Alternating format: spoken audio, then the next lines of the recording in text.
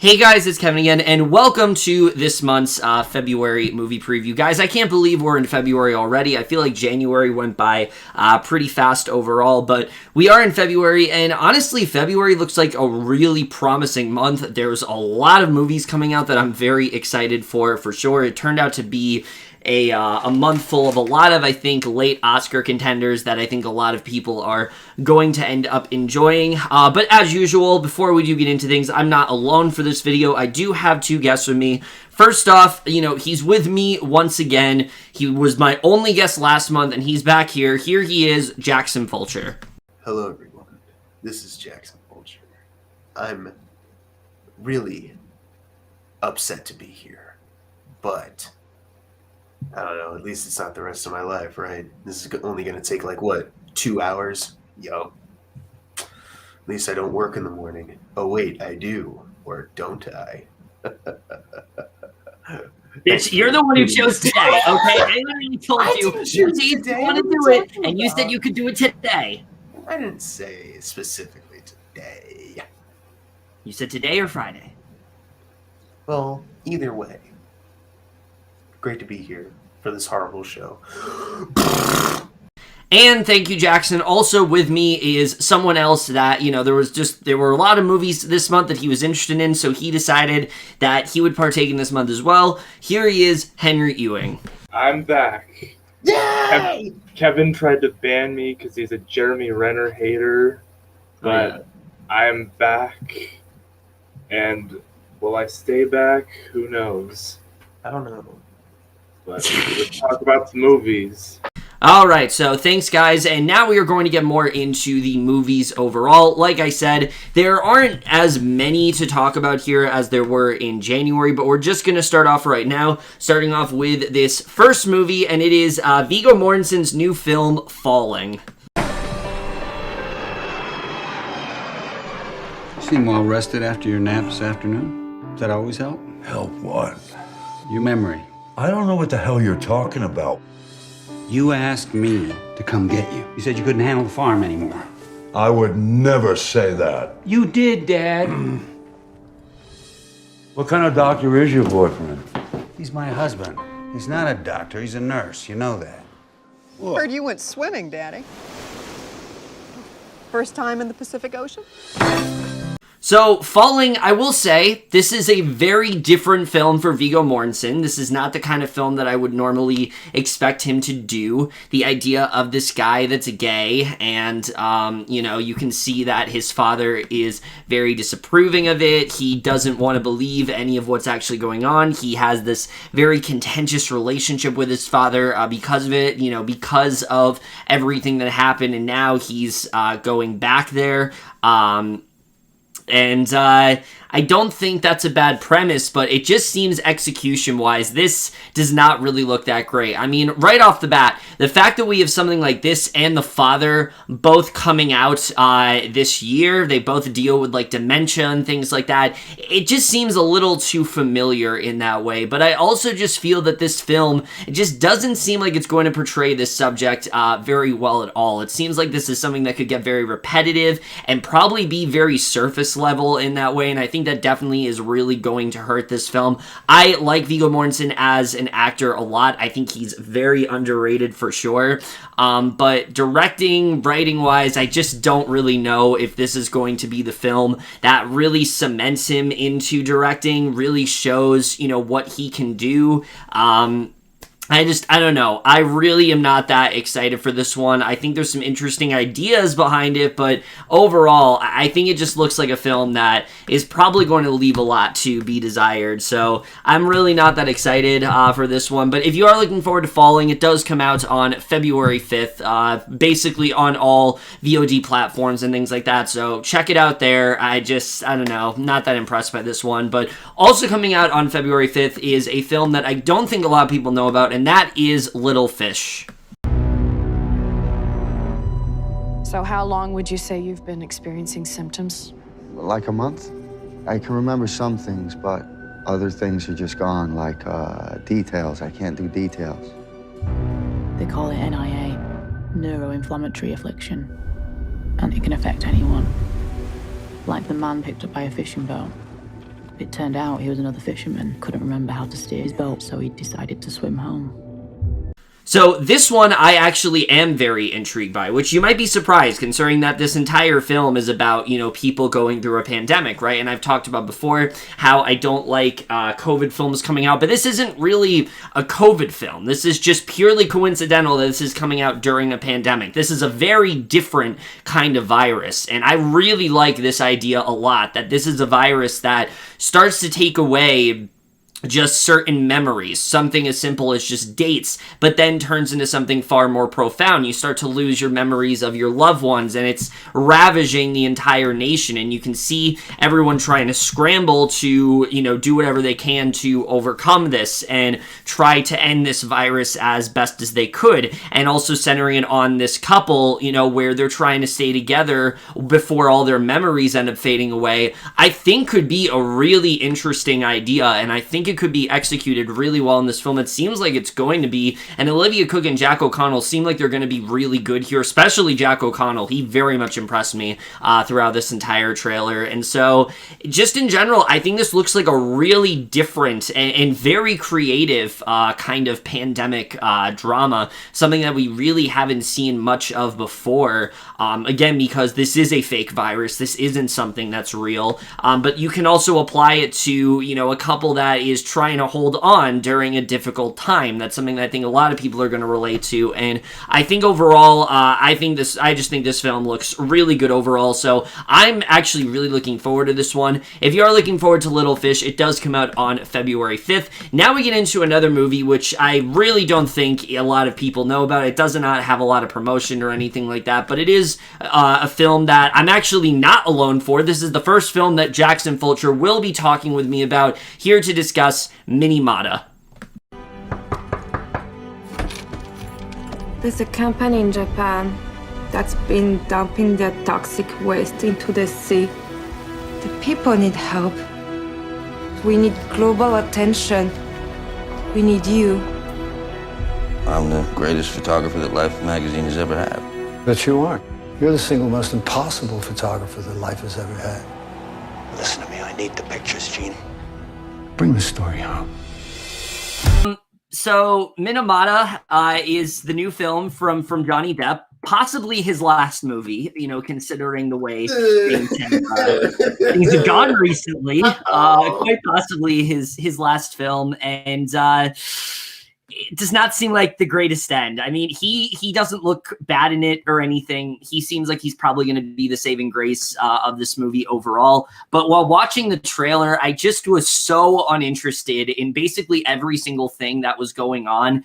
It also very much looks like one of those like white savior type movies where, you know, you have this white guy going to Japan and he discovers like mercury poisoning and he like wants to do something about it. And like, I'm pretty sure this guy did exist. He definitely did exist. I'm sure he did contribute to this, but I feel like it's going to be one of those movies where you watch it and you just wish it was centered around the people of Minamata, Japan, and seeing more about Minamata disease and what they are going through rather than seeing some white guy help save them. It seems very like tone deaf in that way. So, you know, I really am not that excited for this at all. It looks very generic and pretty much like a lot of biopics that we see, but it does look better than The Professor. I will give it that. It seems like a better Johnny Depp movie to end on than that piece of shit. So hopefully it's not the worst thing ever, but it doesn't look very good either. I have a question for you, Kevin. What? We watched The Professor together. We did. Remind me, isn't that the movie where Johnny Depp definitely tried to bang Zoe Deutsch, one of his students? Yes. Isn't that happening?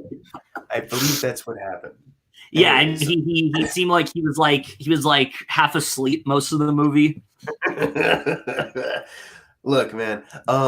For a while I was looking because this was always like on his like upcoming for like IMDb, and I always looked at it as kind of like that'd be pretty cool for like Johnny Depp to go back to like more like a smaller movie kind of roots. You know, that'd be pretty neat.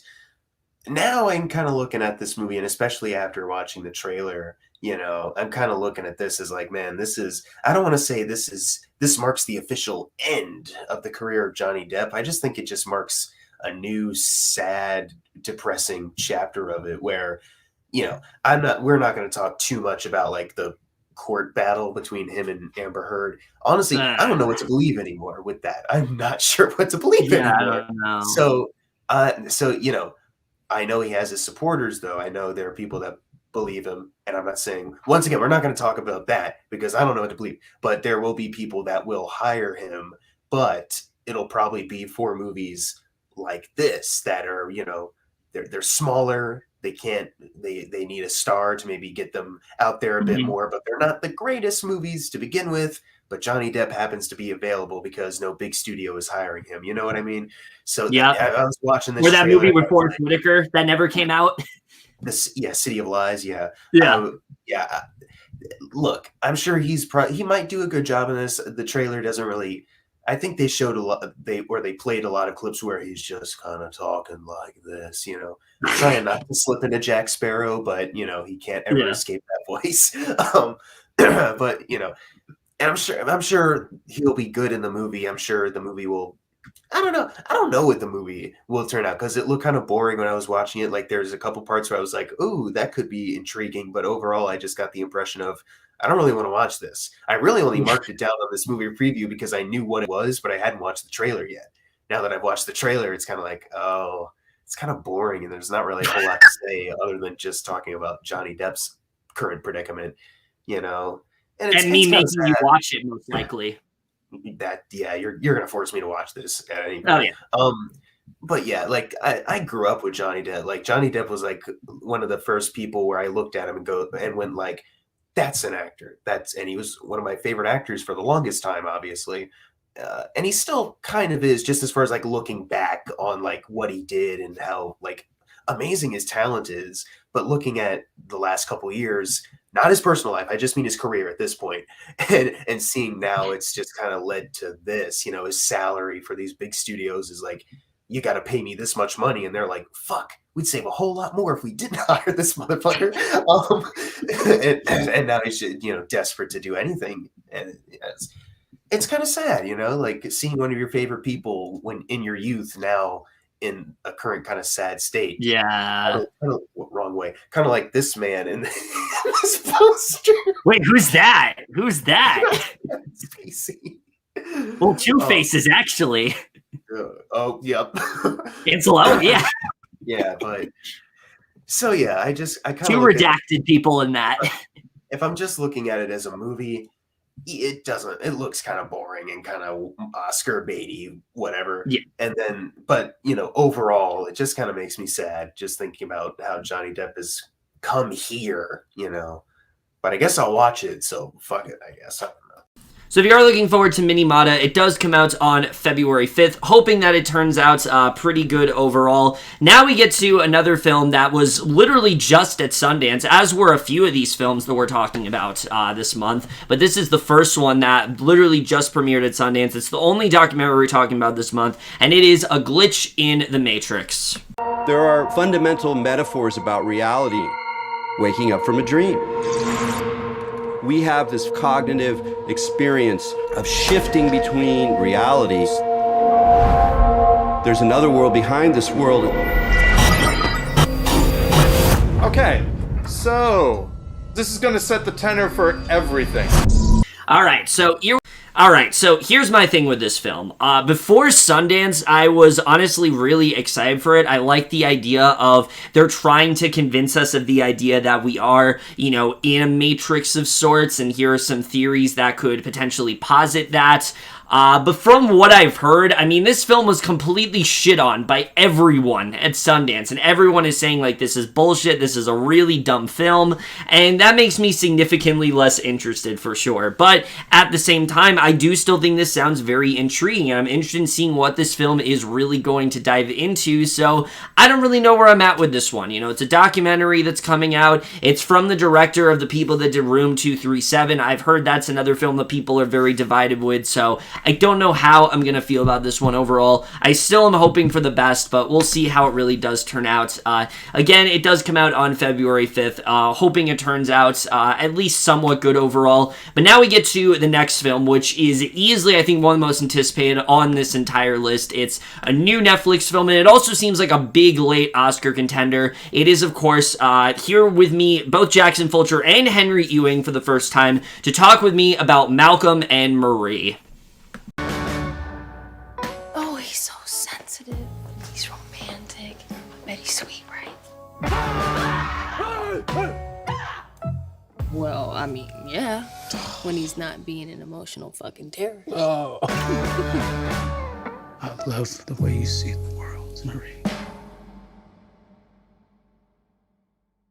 Malcolm and Marie, this is one that I definitely am very, very excited for sure. In fact, out of all the films coming out in February, I think this is probably my most anticipated of the ones that we are talking about. I remember when I first heard that this was a thing back in the summer when there were COVID movies coming out. I heard that this one was being filmed, and you guys know how I've talked about, I've expressed my discontent for films that are centered around the coronavirus. This is much more what I want to see when we're in a pandemic. Movies that are made like this that are fairly cheap, but have two actors that, are really talented at the top of their game. And it really seems like that's what this film is going to do very well. It's a great actor showcase for both Zendaya and John David Washington. I can't wait to see what they both end up doing here. I've heard Zendaya especially is like Oscar worthy in this. A lot of people think she could end up slipping in there. So I'm excited to see what she does here, but also just the premise to this film in general, where you have this director that is awaiting for the, reviews of his movie. He's not sure how it's going to be received. You can also see that it's putting a strain on his marriage as well. I think there's a lot of interesting topics this film is going to dive into. I think especially for people like us that do review films and things like that, I think there's a lot of stuff that we're probably going to be able to relate to as well. So I'm excited to see what this film really does touch upon in terms of that. The black and white here just looks fantastic. And Sam Levinson as a director for me has only gotten better as he's gone along. He started off a little bit rough with, well, not a little bit, actually very rough with Assassination Nation, but since Euphoria, he has been getting better and better for me, and I really think he's going to deliver on this film. I think this film is going to be something really special, and the more I watch this trailer, the more I hear reviews, the more I just cannot wait to see this film and really hope it delivers in the way that I think it can. So I'm very hyped for this one, but what do you think, Jackson? Yeah, like you, yeah, this was one of those, like, we're shooting a movie during the pandemic, quarantine, whatever, but it's not about that. We're just using Thank God. We're just using our creativity to, make something good. Cough, locked it down. Cough, Songbird. Cough, insert other movie about coronavirus that is a piece of shit. Here, cough. It looks very excellent. I haven't seen Assassination Nation, but do love season 1 of Euphoria. I haven't seen part 2 yet, but the part 1 special with Zendaya, that's a really great, really strong. Damn, I haven't either. Okay, anyways, but Malcolm and Marie looks very promising, not just because filmmaking wise, it looks very like, ooh, black and white. That's super, super dope, because, almost anyone can really do that, but, he makes it definitely when he's behind the camera, makes it look really striking in this. And the actors, John David Washington looks like he's doing a good performance. Zendaya, like you said, yeah, if she slips in there, honestly, I think she's going to definitely earn it, because already in the trailer, she looks very promising. And that would be really cool to see her get up there, because what did she just win? It was the, it was an Emmy, right? Yeah. Emmy, she won an Emmy. Right. Emmy. Yeah. Which is, that's amazing. So it'd be cool to see her then maybe not win an Oscar, because I don't know how she'd range with other nominees. We're not there yet, but it would be cool, like, to just be in the running for that, already. Like, I don't know how she's like 24 or something, and she's like this accomplished. Like, no, she's too young, Jackson. She's too young. She's a kid. She shouldn't be with John David Washington. Oh, I thought you were talking about like, oh, she's too young to win an Oscar. I didn't know you were bringing that up. I think that's part of the movie, though, is that their age difference. But I don't know. I haven't seen. I don't know. I don't want to comment on it. I know that's a thing. Whatever. I don't know. I am very excited. Though. Well, I'm just making fun of people that have been complaining about that. I know. Okay. There's one part about this movie that I'm very excited for. You know, other than the cinematography, the music, the same people who did Euphoria, the music. Yes, Labyrinth. The actors, you know, what the story could be, you know, in this contained setting. There's one thing that I'm really excited for, and that's the insult towards white guy at what's it, IndieWire, David Ehrlich. I'm very excited for that. And he didn't like the movie too. That's what's so funny about it. Well, what's so frustrating about Malcolm and Marie is some of their bullshit I made up, but really I'm upset that they inadvertently made fun of me. I bet that's how he actually talks. That is how he talks. You showed me that clip of him talking. That's how he sounds. So, but yeah, that's the only thing I'm excited for. The rest of the movie, yeah, whatever. But that will make a kino. I will give it a 10 out of 10. Best movie of 2021 already. Yeah. I am a huge Euphoria fan, as no, you're not. People who know me know. No, you definitely have, or not. You've never seen it. Yeah. What even is Euphoria? But yeah, I remember hearing about this back in the summer and being very excited, and hearing the story about it was very interesting. Like, it's clear that Sam Levinson and Zendaya have a very good relationship. And anyway, from the trailer of this, it looks amazing. Like, Z and John David Washington are bringing their A game here, and I can't wait to see it. And however it does award season may influence the future of Euphoria. We'll see. So if you guys are looking forward to Malcolm and Marie, it does, of course, come out on February 5th. Very, very excited for this one for sure on Netflix for everyone to see. But also coming out on February 5th is a film on HBO Max, actually, that you'd think would be getting a little bit more attention, but it's really not. And here to discuss this one with me is Henry Ewing to talk about Earwig and the Witch. Anybody who'd choose me would be pretty unusual. We'll take this one. For the first time in my life, I'm being made to do something I don't want to do. Now then, let's you and I get a few things straight. My name is Bella Yaga. I'm a witch. Great! Earwig and the Last Witch overall. This, of course, is the new Studio Ghibli film. It is, of course, coming onto HBO Max, and you would think because of that, it's a film that I'm really excited for, right? You know, it's Studio Ghibli. They usually make really good stuff.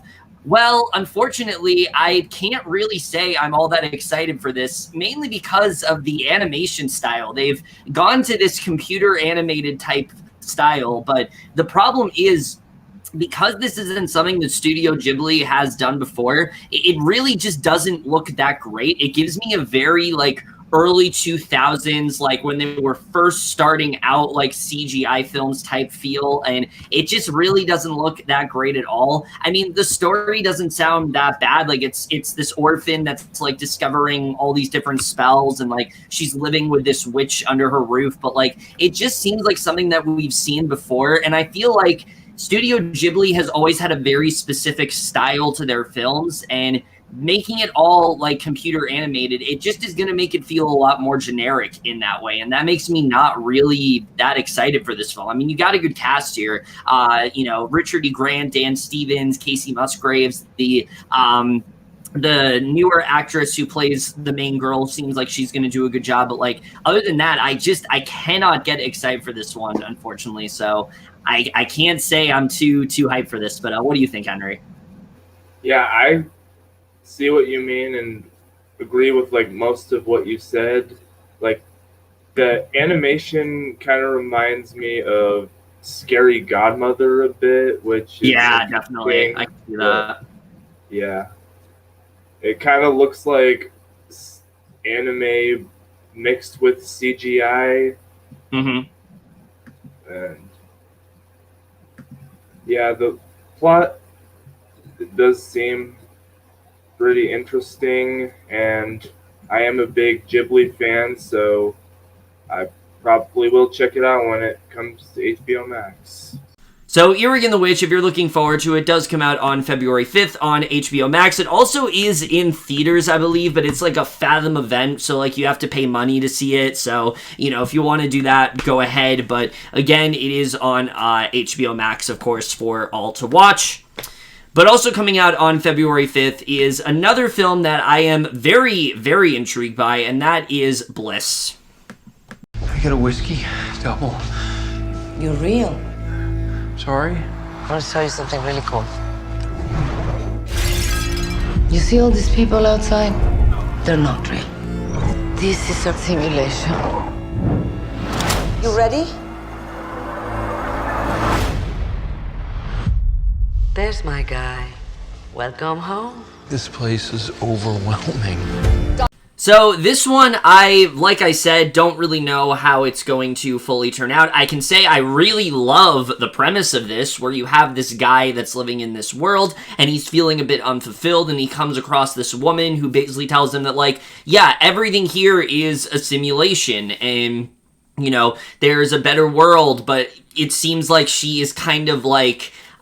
she's kind of like tricking him into thinking that he's in a simulation, and then there's like two worlds, and then they kind of start to bleed together. I think that's a really fun idea, and I'm excited to see, and I think there's a lot that you can do with that, and I'm excited to see what this film really does do. The cast is very interesting. I mean, Owen Wilson and Salma Hayek, that's a pair that I would not have really thought of, but it seems like they're going to work pretty well together within this movie. It seems like there's a lot of interesting visuals and things like that. This film maybe could play around with that very well. So overall, I think I'm definitely interested in this one. I'm trying not to get too excited, because I do feel like this is a film where if one thing goes wrong, everything could fall flat. But it is one that I am trying to stay optimistic for overall, and I hope does turn out to be something really cool if handled well. So overall, I think I'm looking forward to this one. So if you are looking forward to Bliss, it does come out on February 5th. Hoping this film does deliver for me.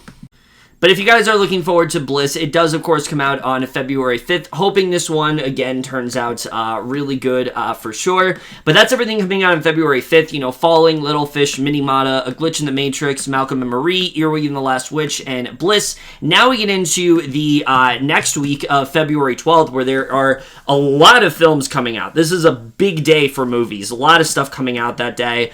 Starting off with this first film, which maybe is the biggest one of all on this entire list. It's a film that I think could very well end up getting a lot of Oscar acclaim, you know, once we get there. It's a film that a lot of people have seen already, because it's been at film festivals and things like that, including myself, except for the footage that I'm about to see of when I did not see it, and I'm going to pretend like I have seen it, but let's pretend I haven't seen it, you know, according to past me. Here to talk about and here with this one is Jackson Fulcher and Henry Ewing to talk with me about Judas and the Black Messiah. The Black Panthers are the single greatest threat to our national security.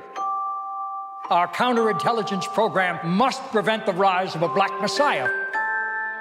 You're looking at 18 months for the stolen car, 5 years for impersonating a federal officer, or you can go home. What do you want? Get close to Hampton. The Black Panthers are forming a rainbow coalition of oppressed brothers and sisters of every color. Neutralize him by any means necessary.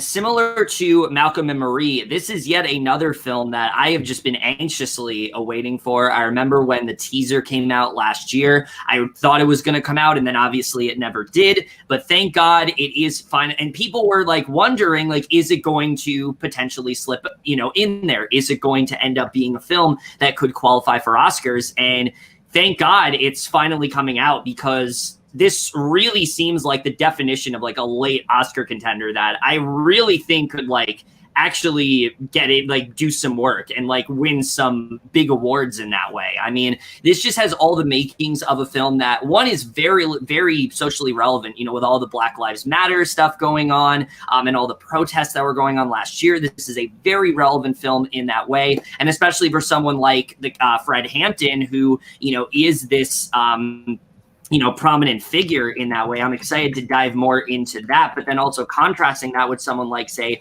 Lakeith Stanfield's character, who he's like this informant for the FBI, and he's trying to like gather intelligence on Fred Hampton, but then he starts to sort of see his like philosophy in a way and clearly starts to get pushed into that. So I think there's a lot of work that they can do there as well. And Daniel Kaluuya seems like he's going to give like the performance of his career here.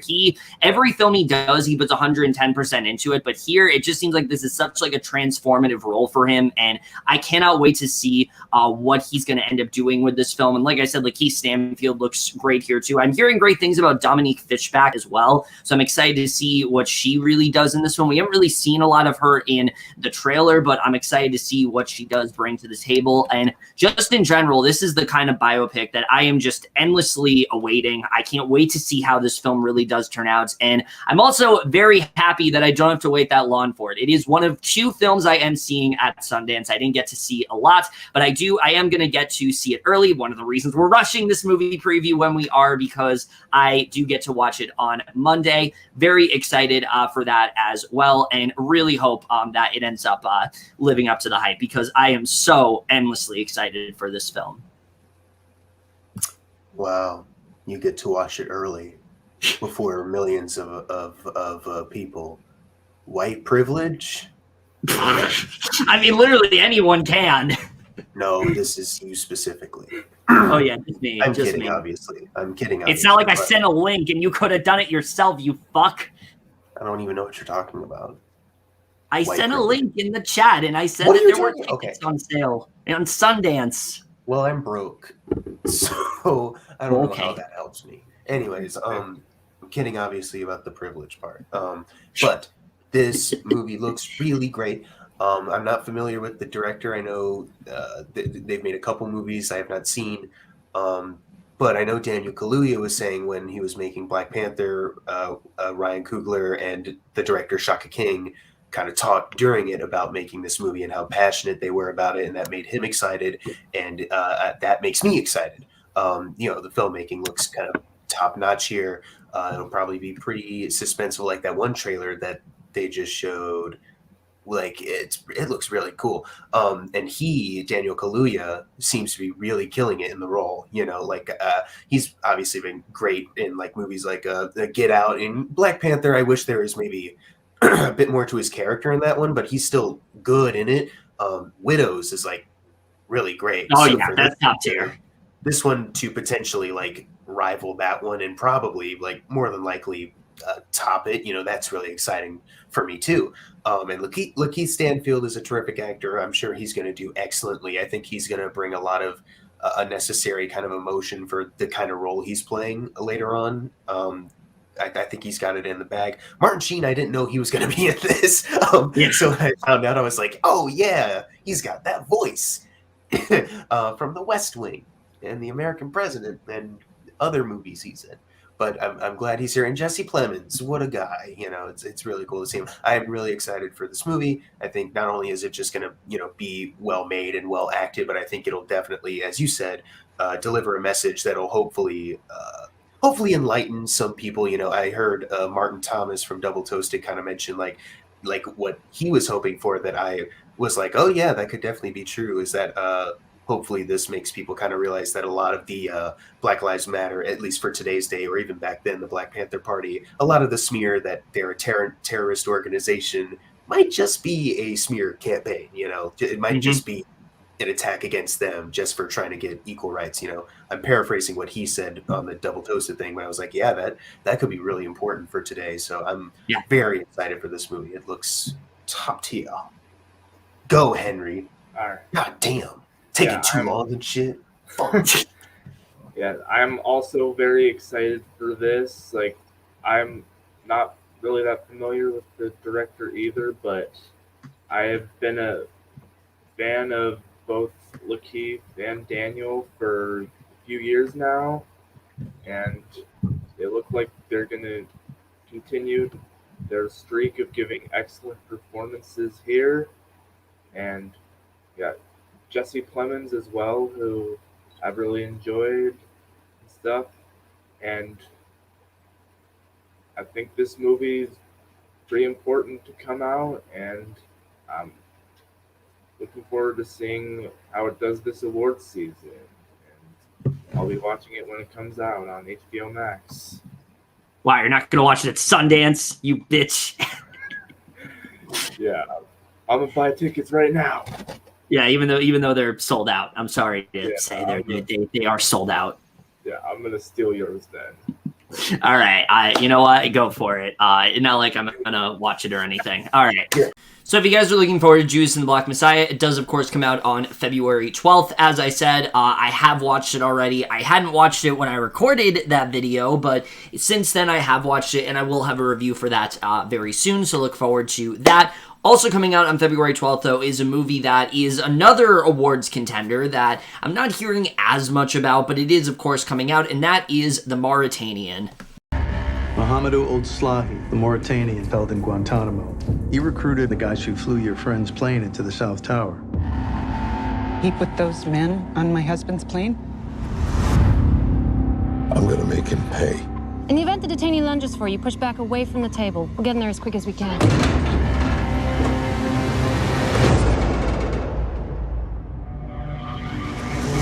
So, The Mauritanian, I'll be honest with this one, there are parts of this movie that I think look really strong. I think we got a really great cast here with Benedict Cumberbatch, Zachary Levi, Shailene Woodley, Tahar Rahim, and the return of Jodie Foster, who I feel like we haven't seen in quite a bit. And I think the premise of this film is a really good one, where basically they have this guy who clearly, you know, played some kind of role in, you know, he's a suspected terrorist in 9/11, and you can see the people are very divided as to whether or not he did it. Some people are thinking, okay, he absolutely did. Some people are thinking, you know, aren't as unsure of what he's doing. And I think that's a really interesting premise for sure. I think there's a lot you can do with that. My worry is that it's just going to end up like a generic courtroom drama. And I hope that's not the case. I think there's a lot that you can do with this story. I think there's a lot that they can dive into. Tahar Rahim seems like he's going to give an amazing performance here. I've heard really great things about him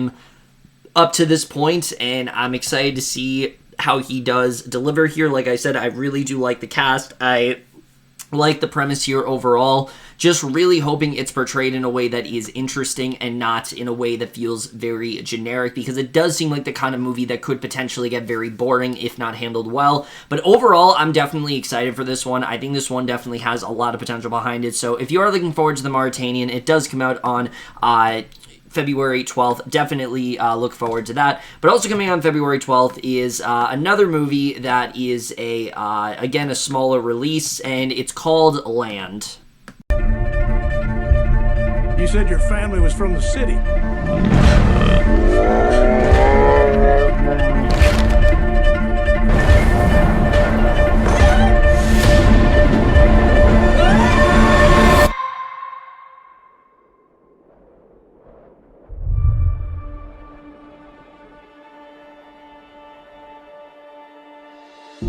So here's the thing with Land. I'll be honest, because I always love being honest with you guys and not trying to hide anything. I could tell you how I feel about this movie and that I'm looking forward to it, but that wouldn't be the truth, because I've seen this movie already. I saw it at Sundance, and I will have my review of it when I do my Sundance mini reviews overall. But all I will say is that this is a movie that I really do hope more people watch, and that's really all I can say at this point, because like I said, I've seen this movie.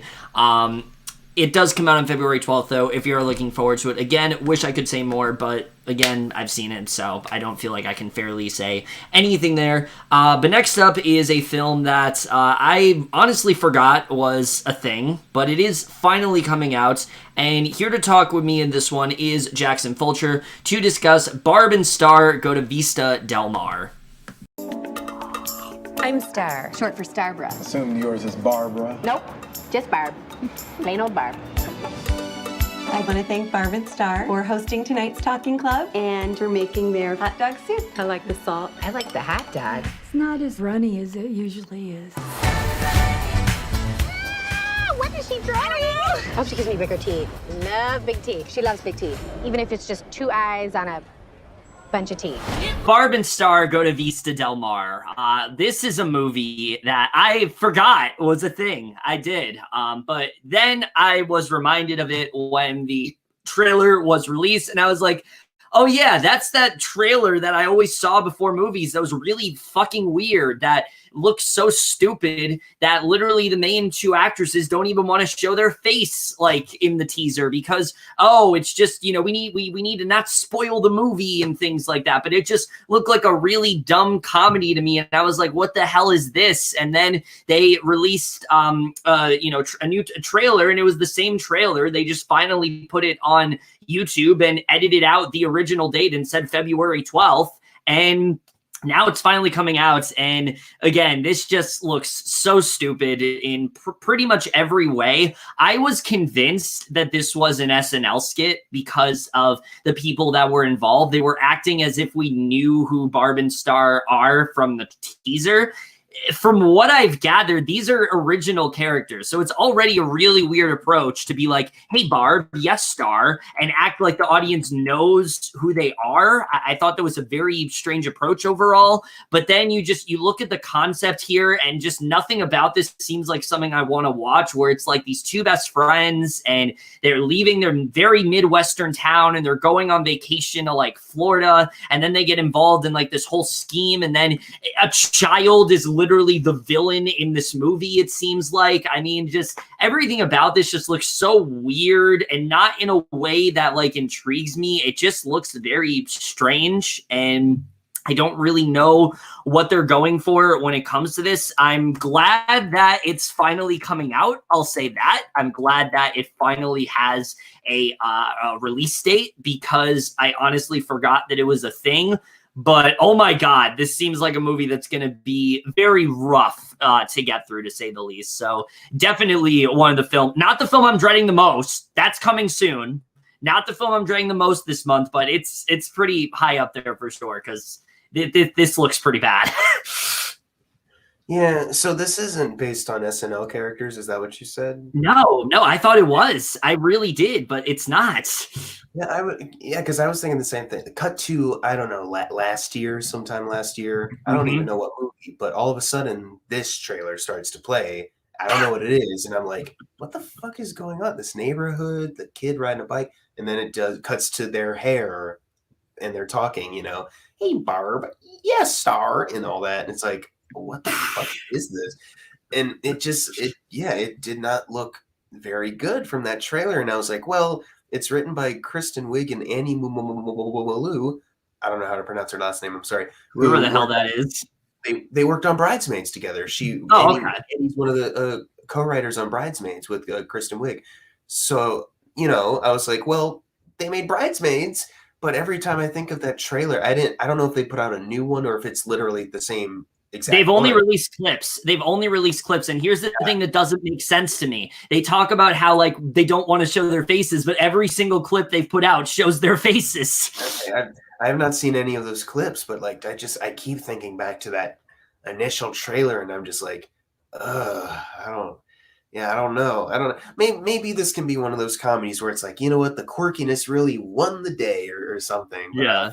I don't know, man. I don't know. I'm kind of I don't want to say I'm a complete comedy snob, but it definitely takes a specific lot to make me laugh. It can't just be like, oh, we're saying non sequiturs or we're improving until we can't improv anymore to make me laugh, And if this is that, or if it's like they're trying jokes, but they're just random and just weird for the sake of just being weird without anything smart behind it. Because I mostly prefer smart comedy jokes that have a punchline that was thought out beforehand. That's why Edgar Wright's movies are some of my favorite comedies. Yes. But unfortunately, I don't know. Well, I guess we'll see. But maybe this is another Bill and Ted Face the Music, at least for me, because a lot of people are like, man, that movie was real weird and quirky, but it was real fun. It's what we need right now. And I watched it and I was like, this is what we need right now? Okay. So maybe this will be that. I don't know, but I'm not particularly excited for it. Hey, Kevin. Hey, Kevin. You want to pretend to be Barb and Star?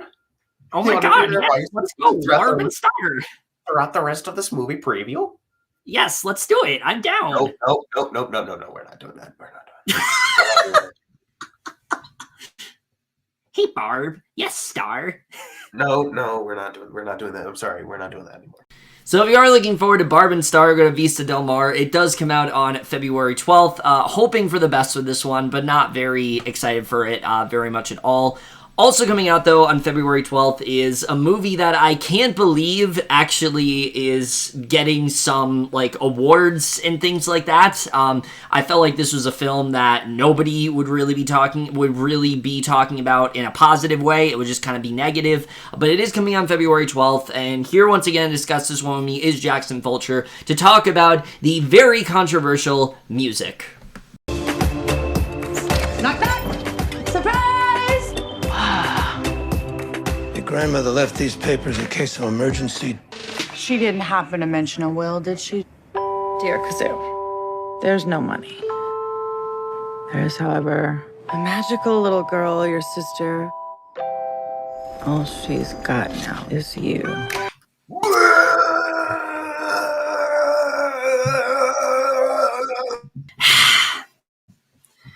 Music overall. Look, I talked about before how I was really dreading Barb and Star, how I thought it looked really bad.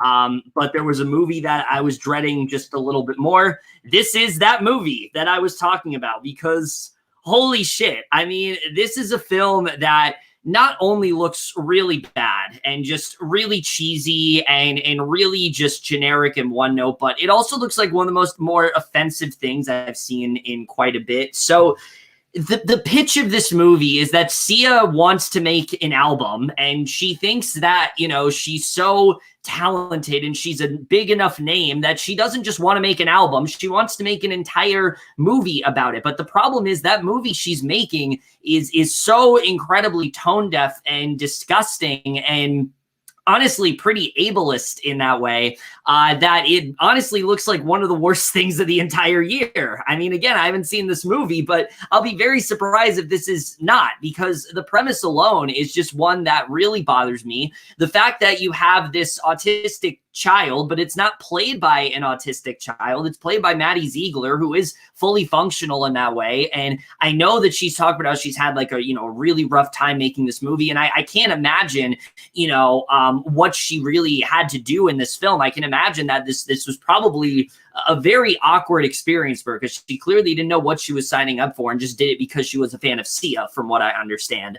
And Sia told her she'll get to work with her, which was like a dream of hers or whatever. So that's fine. But then it's not really focused on music. It's focused more on like Kate Hudson being the generic, like, oh, I'm a mom that's unfit and I wasn't there and now I'm here and now she's going to try to raise music. And then you got Leslie Odom Jr. doing some like Nigerian accent. I don't know what's going on there. And then you have these scenes that look very obviously like a music video. So just everything about this seems like something that I'm really going to hate a lot. It's a film that I've looked into a lot recently because I saw people like bemoaning it on Twitter, just how disgusting it was and how it's a film that very much should not have been made and how Sia really didn't think twice about anything that she was doing. It also, I don't know if you know this, Jackson, Sia has stated multiple times that the film was not financed by autism awareness. And apparently the beginning of the film, you see an autism awareness logo. So that's great. Everything about this film just really pisses me off. Sia as an artist, I don't have anything against, but I don't know what she's thinking when it comes to this movie. This looks bottom of the barrel to me in basically every single way. You have actors that are really good, but it seems like their talents are going to be completely wasted here. Just everything about this it's a film that just looks really disgusting and offensive to me. And yeah, like I said, I think it has all the makings of like one of the worst things of the year, and I can't believe it's actually coming out. But yeah, Jackson. Yeah, I'm not familiar with the Sia. I'm sure that I've maybe heard a song or two. She was in Charming. You just watched that. Not just Charming. I forgot. It's the Netflix. That was the animated Netflix movie. But yeah, I'm not like I only know like her by name, but I can't ever name anything specific by her. But I guess now I can. This movie, And it's all because of negative backlash, obviously. Yes. Look, you know, we all have dreams. We all have ambitions. You know, we want to strive to be something. We strive to make a mark on history. But I did not know that what Sia wanted to do was to make the next Radio, but maybe even worse, or be like the real life version of Ben Stiller's character in Tropic Thunder, where Yeah. yeah, you know. What was his name in Tropic Thunder? That character he I played? forgot, but I know what you're talking Was about. it Simple Something? I don't know. Yeah, Whatever. it sounded like that. You know, Robert Downey Jr. made fun of him for it. You know. But yeah, this looks awful. Trailer looked really bad. I think this definitely like has potential. Tug Speedman, Simple No, Jack. Simple Jack, yeah. So we have Simple Jack. Anyway, yeah, she's gonna be the next Simple Jack, but instead of her playing it, it's a little girl she took advantage of because of her star power, which is gross in and of itself. Yeah, last year, my top 4 like worst of the year were like all morally reprehensible. I pointed about like, you know, these other movies are just kind of bad because they're bad, and you know, certain things just didn't really work out. But these had ill intentions from the start, and this movie definitely would have a place for like 2021's like top like morally reprehensible ones, because this is definitely like, you know, there's a part where I started watching the clip that was being spread around Twitter, and I was like, I can't watch this. The prone restraint bit where they try to act that's like that's just an okay thing to do, and it's like, oh man, this is really awful, you know. And I feel like definitely the lack of like what you said, Sia didn't consult with autism awareness like. Nope. At all, right? Yeah, or any like autism awareness group like that. Yeah, it seems like, well, autism awareness is also, from what I've heard, a company that is that treats people who are autistic like they're, you know, like there's something wrong with them. It demeans them, like other autism foundations. Oh, isn't that Autism Speaks? I've heard about that. Yeah. Yeah, Autism Speaks. That's the one I'm thinking of. Whatever. Yeah, The point is, it seems like the way this movie went about, how this movie turned out, it definitely shows like a sign of like Sia's lack of like consulting with like actual like professionals. It seems like she was just like, well, I got an idea for, I don't know if she wrote it, but it seems like she was like, I have an idea for a movie about an autistic girl. That's it. And then she just went and made it without really talking with anyone, and did a lot of really bad shit in it, you know. She did do the screenplay. Yeah, she did. Okay, there you go. Yeah, and Maddie Ziegler apparently like crying on set, like I didn't know I was going to be doing this, and it makes me sad that I have to. I don't want to do this, but I'm under contract. God damn it, you know. I don't even know what Leslie Odom Jr. is doing in this, bro. One Night in Miami, that was it. I don't know. What you're doing in this movie. Dude, this could hurt your chances, my guy. You can't let this get out. Stop this movie from coming out. Is what I'm saying to you, Leslie. Even though it's already come out in Australia. Oh shit. Yeah, man. Yeah, it just seems like, you know, this definitely has like the worst of intentions going in. I don't want to watch this. This is another one you're probably going to force me to watch. I've already made an event for it. I really don't want to watch this, you know, as someone who has like autism in his family with certain members, and this is just like, yuck. I literally can't put into words how icky this movie makes me feel. Shit. Fuck. God damn. Oh, and I guess Kate Hudson is in it. I keep forgetting that. You know, you mentioned that, and I was like, she is? Oh, shit, that's right. I saw her in the trailer. She's like, you know, she's got like a buzz cut, so you can't even recognize her. That must be what it is. Anyways, yeah, this movie sucks. I haven't even seen it, but I'm just going to say it sucks. Oh, my God. Oh, did you want to do Willy's Wonderland? I forgot. Did you sign up for Willy's Wonderland? Yeah, I did. Okay, that'll be next time. Watch, if I make a review for music, it's going to be like Run, Hide, Fight. A bunch of people are just going to be like, you just don't know what good entertainment is. You know, and all that. Like, they point stuff out that I might even mention in the review, but I explain why I don't like it, but they're just, you know, they just repeat, you know. Mm-hmm. Well, it's in the movie because she's trying to blah, blah, blah, blah, blah. It's like, I know, but it's bad. Fuck. It's a mini rant for Run, Hide, Fight complaints on my review. Whatever. What a non-cursed comment section I got with that one. Shit. Oh yeah, that was horrible, very very disgusting. Just like music.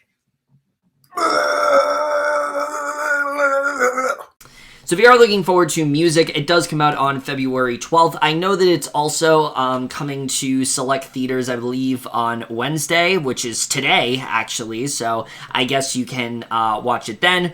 But yeah, that's that one. Also coming out on February 12th is another movie that Jackson Fulcher will be discussing with me, and that is Breaking News in Yuba Country. Mrs. Buttons, usually in a missing person case, people call the police before they call the media. Carl's such a sweet man. Why would anyone take him? This is a photo of me and Carl, in case you need it for all the press conferences. Can you think of someone who might want to harm your brother? Nope. Oh, dear.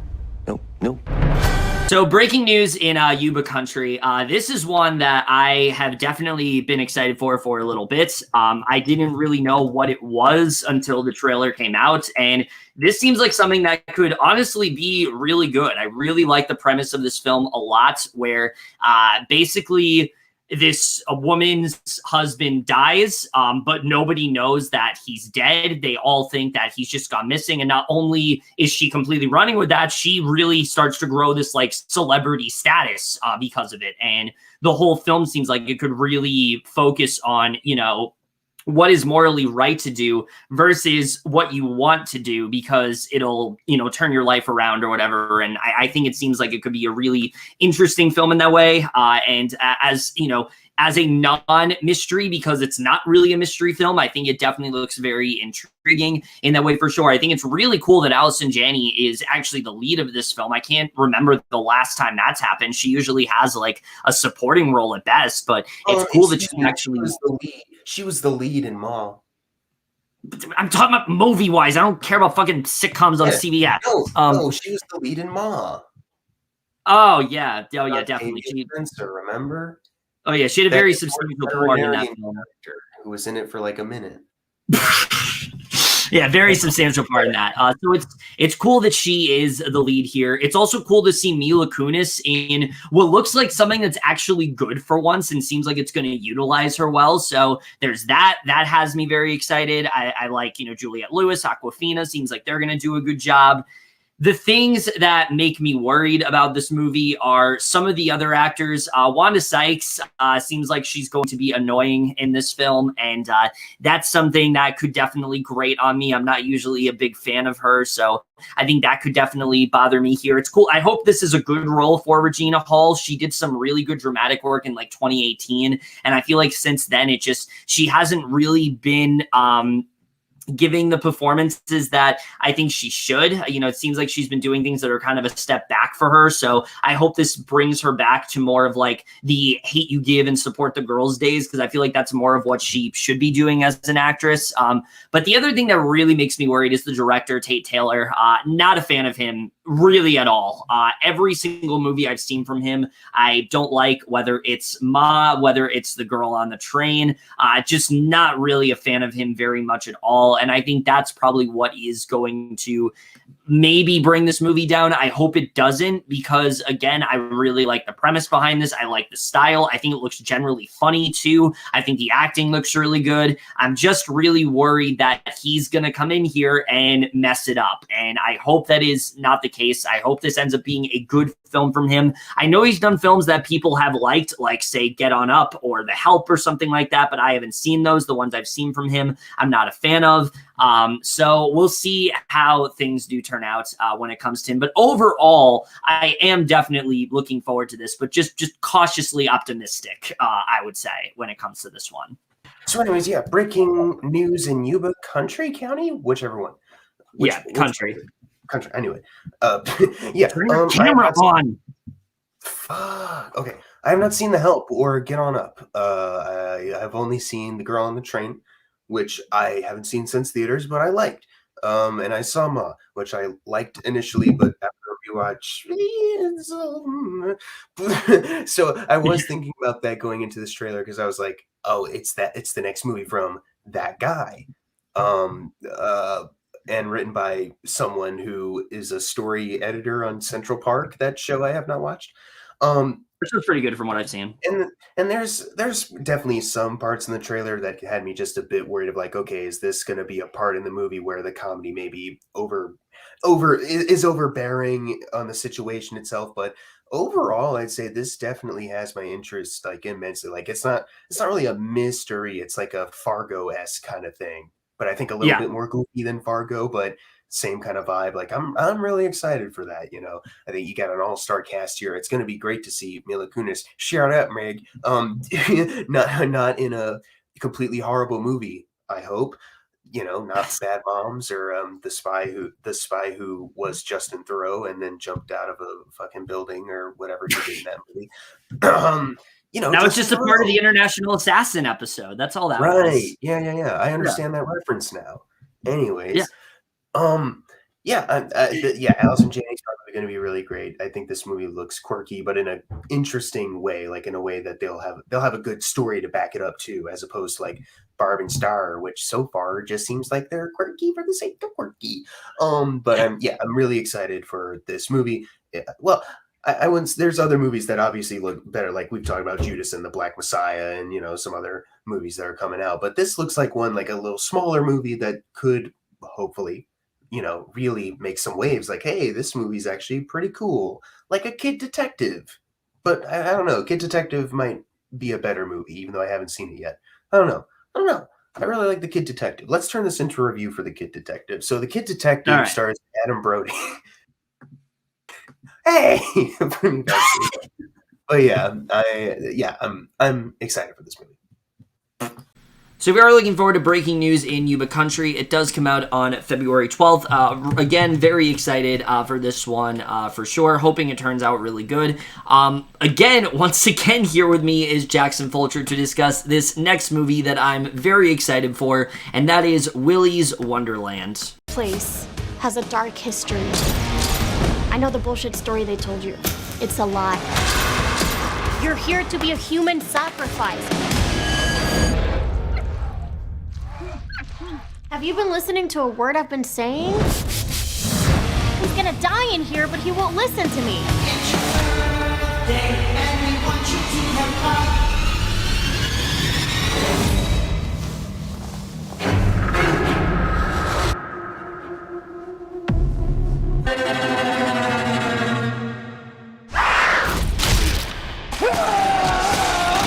So, Willy's Wonderland, overall, this, of course, is the next VOD release from Nicolas Cage, but I gotta say, out of all the ones that he's done recently, this easily is the one that has my interest the most. I mean, the premise of this is just ridiculous. It's this, you know, he's like this night shift janitor of sorts, and he ends up cleaning up this abandoned, like, family entertainment center, and there's like 8 murderous animatronic mascots. And what does that sound like? Five Nights at Freddy's. Yes, it does. But here's the thing.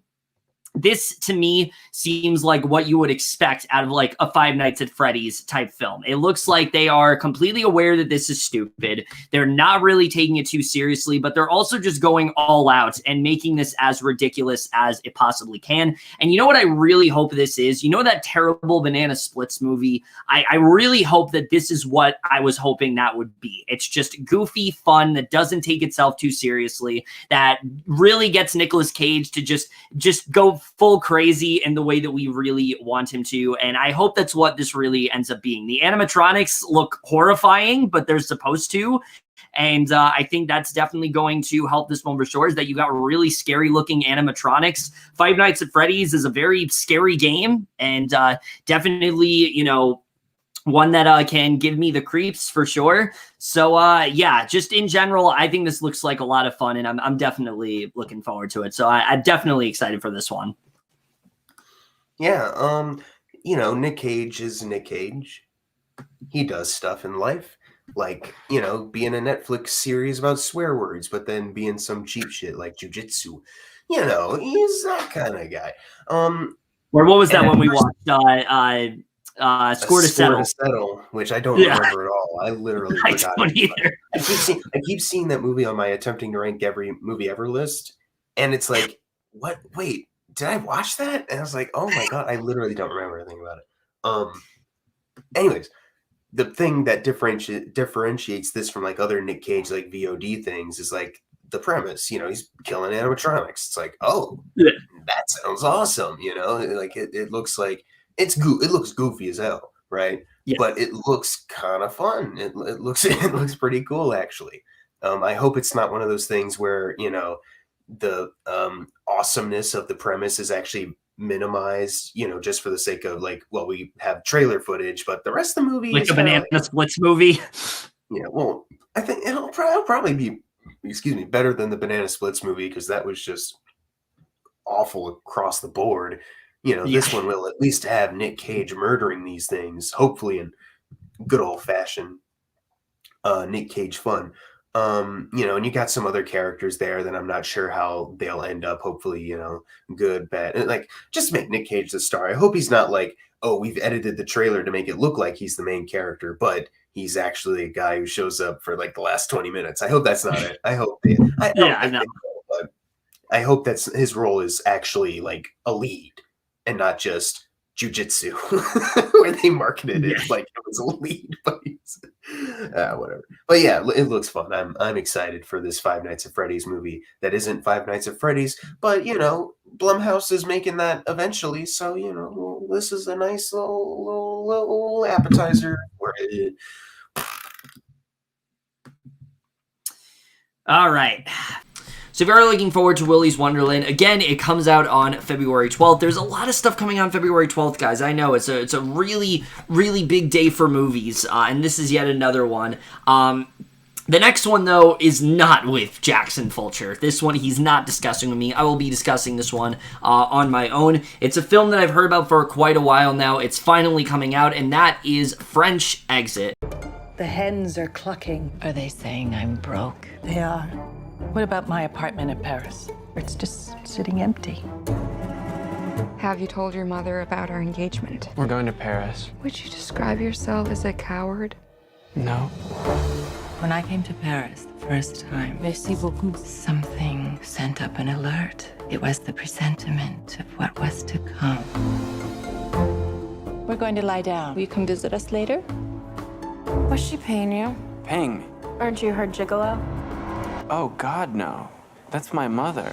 French Exit overall, I will say right off the bat, I really do like the premise to this film. You know, you have this mother, and basically she's this, you know, recent widow. She's basically very close to being dirt poor. She's moving to Paris with her son for like a fresh new start of sorts, and, you know, it seems like everything's going well there, but then you also have this cat that may or may not be her husband reincarnated, which is a really interesting idea overall. I don't really know how they're going to handle that exactly, and I think Michelle Pfeiffer and Lucas Hedges are going to work really well together here, but as a film, it's just not really grabbing me in the way that I want to. It looks weird, and not in a way that looks intriguing. I think there are parts of it that could be really good, but it just doesn't really seem like a film that is going to do all that much for me. It seems a little too awkward, if I'm being honest, for my taste, so I can't really say I'm all that excited for this one. I feel like this is a film that, you know, conceptually sounds really interesting, but just execution-wise, it just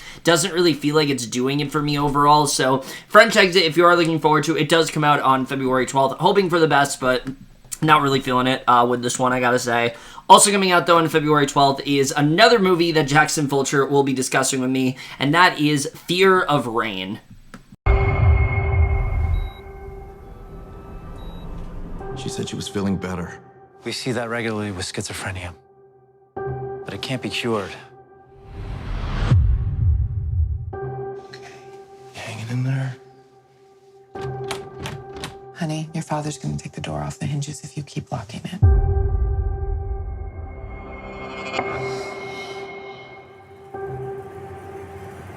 Do something.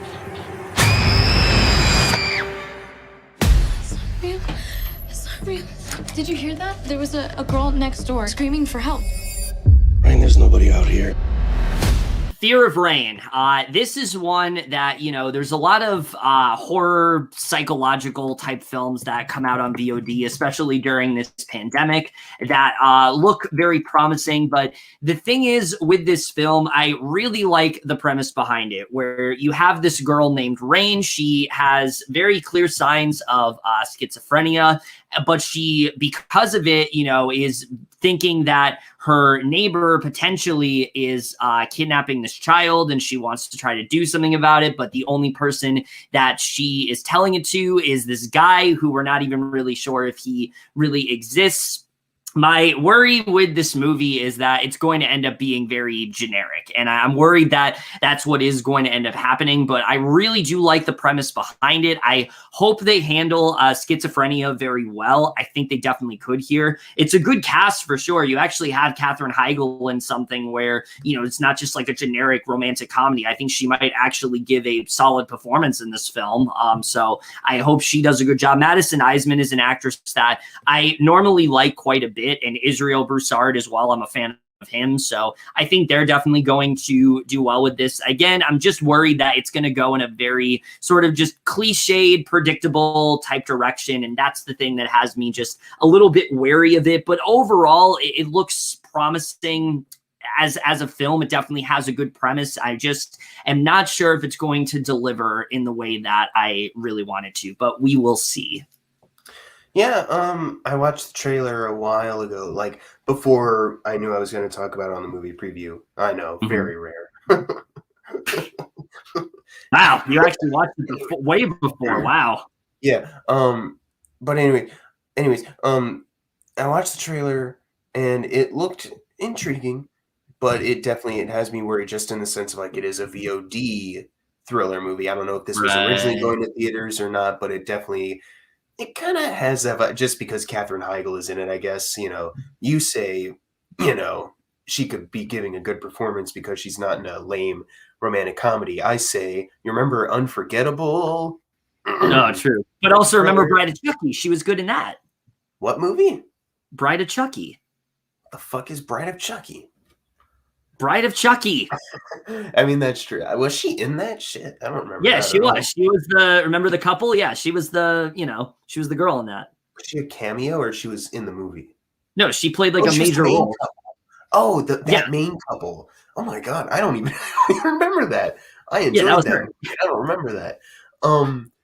So I don't know, maybe. The point is, I wasn't really trying to say anything that bad. Just point being like, this probably won't be great just because she's in it and it's not whatever. I don't know what I was saying. Point is, there's parts in this trailer where she's like, there's that one shot where she's kind of looking off, but like her reflection is like laughing or like screaming at her or something. And I was like, okay, maybe in context with the rest of the movie, it'll look all right. But right there, it's kind of like a little goofy. I don't know, but it looks like it could be like, I'm just hoping that this isn't like another The Wretched or You Should Have Left, at least for like these COVID releases. Oh yeah, like, that was man, I really, I hope the premise isn't like overtaking it, or what the premise is just more interesting than what they actually do with the movie, or that the movie just doesn't deliver on what it kind of sets up on. But good. It does have a good cast. Madison Eisman is an up and coming star. Who is it besides Katherine Heigl and Israel? There was another person cast. Oh, Kerry Connick Jr. Yeah, what's he doing here? That's what I was thinking. I was like, that singer guy. Yeah, that's a weird choice. So yeah, well, we'll see. Another reason I'm kind of like, yeah, you get Katherine Heigl and also this guy, okay, and Israel, who I just call Dollar Store Evan Peters, because every time he talks, I just think of Evan Peters, and he has a sort of similar look to him. Yeah, obviously not as good as Evan Peters. Evan Peters, a great actor, Evan Peters. American Horror Story, Evan Peters. Quicksilver, Evan Peters. Insert other Evan Peters role, Evan Peters. Whatever he does in WandaVision, Evan Peters, because apparently he's going to show up in that. Even though that, well, maybe it could multiverse if they're introducing that, but it wouldn't have the same emotional impact as the other Quicksilver. Whatever.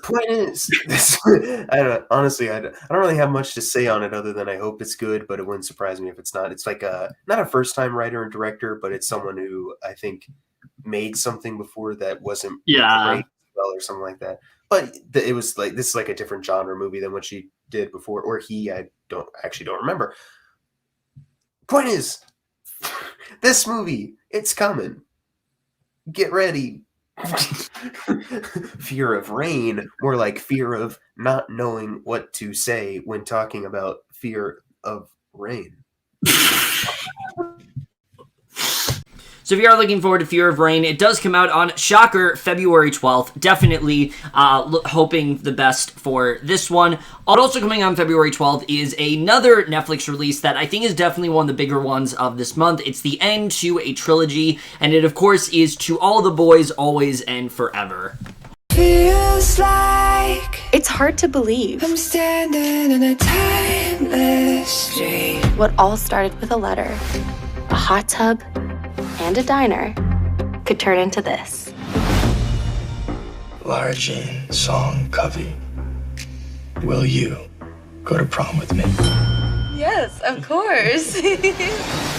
So this one overall, I am cautiously optimistic about, because as you guys know, I really enjoyed the first one a lot. I thought that was a really cute and surprisingly had a lot more romance film, and surprisingly had a lot more layers to it than I was expecting as well. But the second one I found to be very disappointing. It was literally just a love triangle. There really wasn't much to the story. It ended in the most predictable way possible, and I just really didn't see the point of it. So coming into this one, I'm hoping that this can feel a little bit more justified of a sequel, and it does seem like it's going to lean into that a little bit more. You know, you have the question of these characters graduating, and, you know, you have Lara Jean, you know, wondering what she's going to do for college and things like that, and if she's going to be able to be with Peter, how that's going to complicate Peter, what her life is going to be like, you know, with her family afterwards. And I think that's something that they set up pretty well in the second one, so I think it will end up being pretty effective here.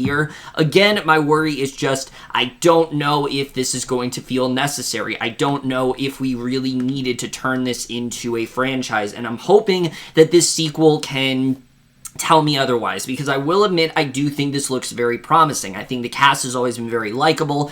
Again, I think there were a lot of enjoyable moments in that second movie. That second movie was very watchable. I just don't know if this is really necessary. So I'm kind of in a place where I hope it turns out well, but I'm not like excited for it or anything. It's just a film that I hope turns out to be better than its predecessor, because I do think it can be well handled. I do want to enjoy another film in this franchise, but I just don't know if that's going to happen. We'll just have to see the way things do turn out there. But if you are looking forward to All the Boys, Always and Forever, it does come out on February 12th. Also coming out, though, on February 12th is another film that is an Amazon original that I am actually kind of excited for, and that is The Map of Tiny Perfect Things.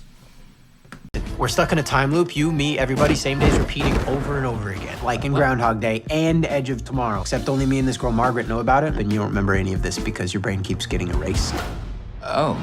So, what have you been up to with infinite time? Oh, you know, like solving crimes and teaching myself how to drive. What the So you're into her? Well, like I'm not into her. So The Map of Tiny Perfect Things, I am definitely interested in this one. I mean, yes, it definitely has a lot of similarities to, say, something like, say, you know, a Groundhog Day, or especially last year, Palm Springs. There's a lot of similarities there, especially the fact this guy is in a time loop and this girl isn't aware of it. But it seems like this film is doing something just a little bit different there. It doesn't seem like it's exactly the same thing, and that's something I do appreciate about this film. I think there's a way to make this work overall. The fact that they like create this map and, you know, they're trying to like figure out what they want to do and things like that. I think that could definitely be a fun premise, and I think the cast alone is going to be the thing that really does make this film. It seems like Kyle Allen and Catherine Noon both have really good chemistry here, and Catherine Noon is one of the most likable actresses, I think, in Hollywood right now, so like you put her in anything, you know you're going to get at least a good performance out of her, so that definitely has me excited. Again, I just don't know how this film is going to turn out overall. I'm hoping for the best. I'm hoping this can turn out to be a really fun and charming film. But we'll just really have to see. I'm pulling for this one, but again, I'm not like head over heels, like over the moon awaiting it, but I hope that it turns out really good for sure. So the Map of Tiny Perfect Things, if you are looking forward to it, it does come out once again on February 12th, and I promise you that is the last film coming out on February 12th. I know there's a lot of stuff coming out on that day. I don't know why. It's just one of those dates where like there are so many movies coming out all at once, but now we finally get into February 19th, or we're talking about this next movie, and this first one we're talking about is Silk Road. I've always wanted to change the world. How?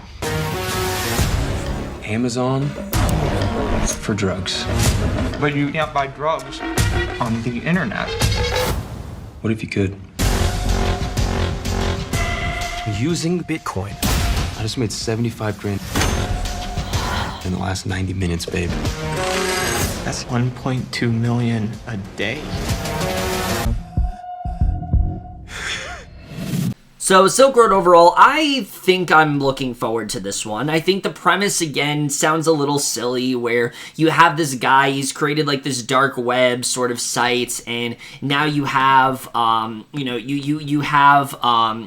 this guy that's like this detective that's on his trail now, played by Jason Clarke, and they're gonna start to battle a bit. Again, it does sound like something that we have seen before, but it seems like this film is going to handle that pretty nicely, why Nick Robinson's character would make something like this, what his whole idea of this really is all about. I think there's a lot that they can do there. I don't know too much about this story itself, about Ross Ulbricht and about what he ended up doing for like Bitcoin and things like that. So I think that's something this film could cover pretty nicely. My worry is the director of this film. I looked into it. This is not a movie director. This is mainly a director of documentaries, and I'm worried that's what this is going to feel like. I'm worried this is going to feel more like a documentary than an actual movie. Maybe I will be proven wrong, but as of right now, that's really my biggest fear going into this, is that this is just not going to feel like a actual movie. It's going to feel way more like a documentary. It's not going to feel like a narrative film, and I think that could very much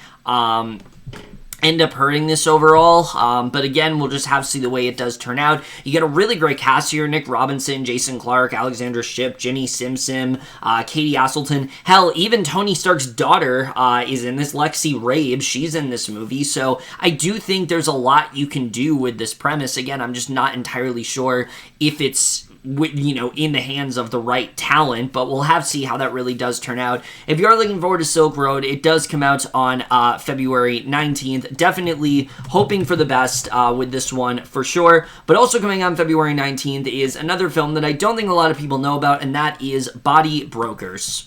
I'm Wood.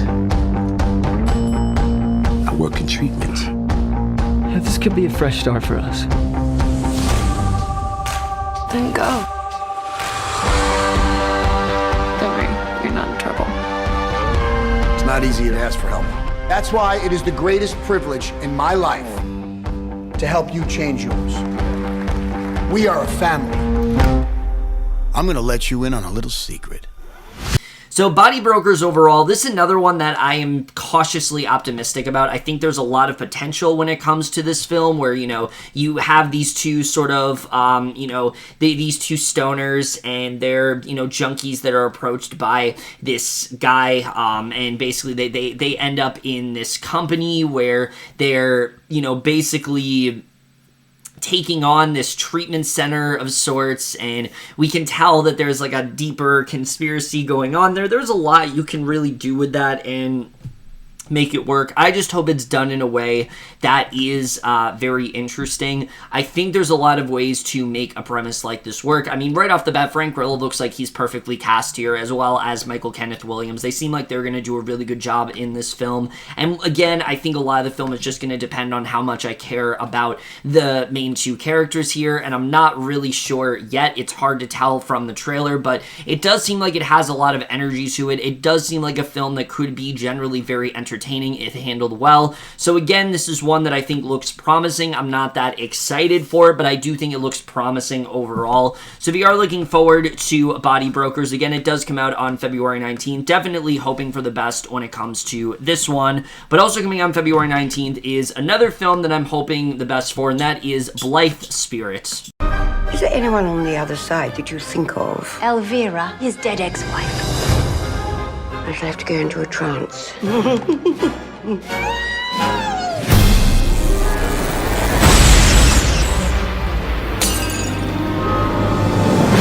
Elvira, Hello? you're dead. So Blythe Spirit, this is a very interesting film, I think. The premise of this film alone is pretty wacky. You know, you have this guy that has writer's block, and he encounters some, like, voodoo lady, and she somehow, like, conjures up, like, his dead, his dead either... I couldn't remember if she was like his fiance or his wife, but basically now he's in this position where, you know, you have Isla Fisher, who he is currently with, but then you also have his, you know, dead ex back in the picture as well. And so he, you know, you got a lot of wacky hijinks ensuing there. I just don't know if this film is going to be all that funny. That's really the thing. I think a lot of this could end up very obnoxious if not done in the right way. But again, I really like this cast a lot. I mean, Dan Stevens, Leslie Mann, Isla Fisher, Judi Dench, you know, really good cast just from those four alone. And I think there is a lot you can do with this premise for sure. So I think overall I'm looking forward to this one. I think it looks pretty fun. So if you are looking forward to Blythe Spirit, it does come out on February 19th. Again, hoping for the best when it comes to this one, but also coming on February 19th is another film that I don't know too much about, and that is Days of the Bagnalled Summer. He spends so much time on his own. You weren't exactly life and soul at his age. When was the last time you had a night out? Just these three you wanted to borrow? As it happens, rather like to borrow you for an evening too. While we were on the phone to my history teacher. We just had a bit of a flirt. Please stop talking now. If it makes you feel uncomfortable, It does. then we can talk about it. Talking about it makes me uncomfortable. So Days of the Bagnalled Summer, this one really surprised me. I didn't really know much of anything before watching this trailer, but I gotta say, I think it actually looks really good. I like this premise a lot where, you know, you have this teenager that he just doesn't want to be bothered. He wants to spend his entire summer just listening to heavy metal music, and that's kind of it. He doesn't really care about much of anything else, but he has a mom that is into, you know, she's a librarian, and she's into doing, you know, recreational activities and things like that, and she's trying to connect with her son as well as she can, even if he really wants nothing to do with her, and I think that could create a really fun dynamic overall. I think Monica Dolan seems like she's going to give a really strong performance, as well as Earl Cave. I already really like the dynamic between those two for sure.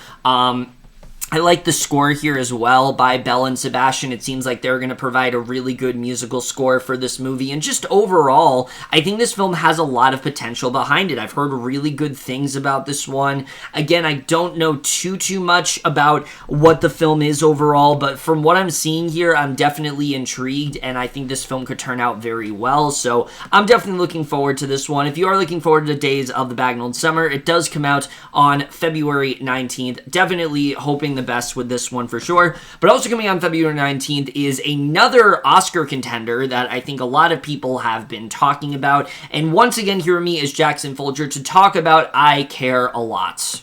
Marla Grayson, you've had amazing success. What's your secret? There is no secret, Peter. She forces them into the home, auctions off their house, and uses the proceeds to pay herself. Because caring is my job.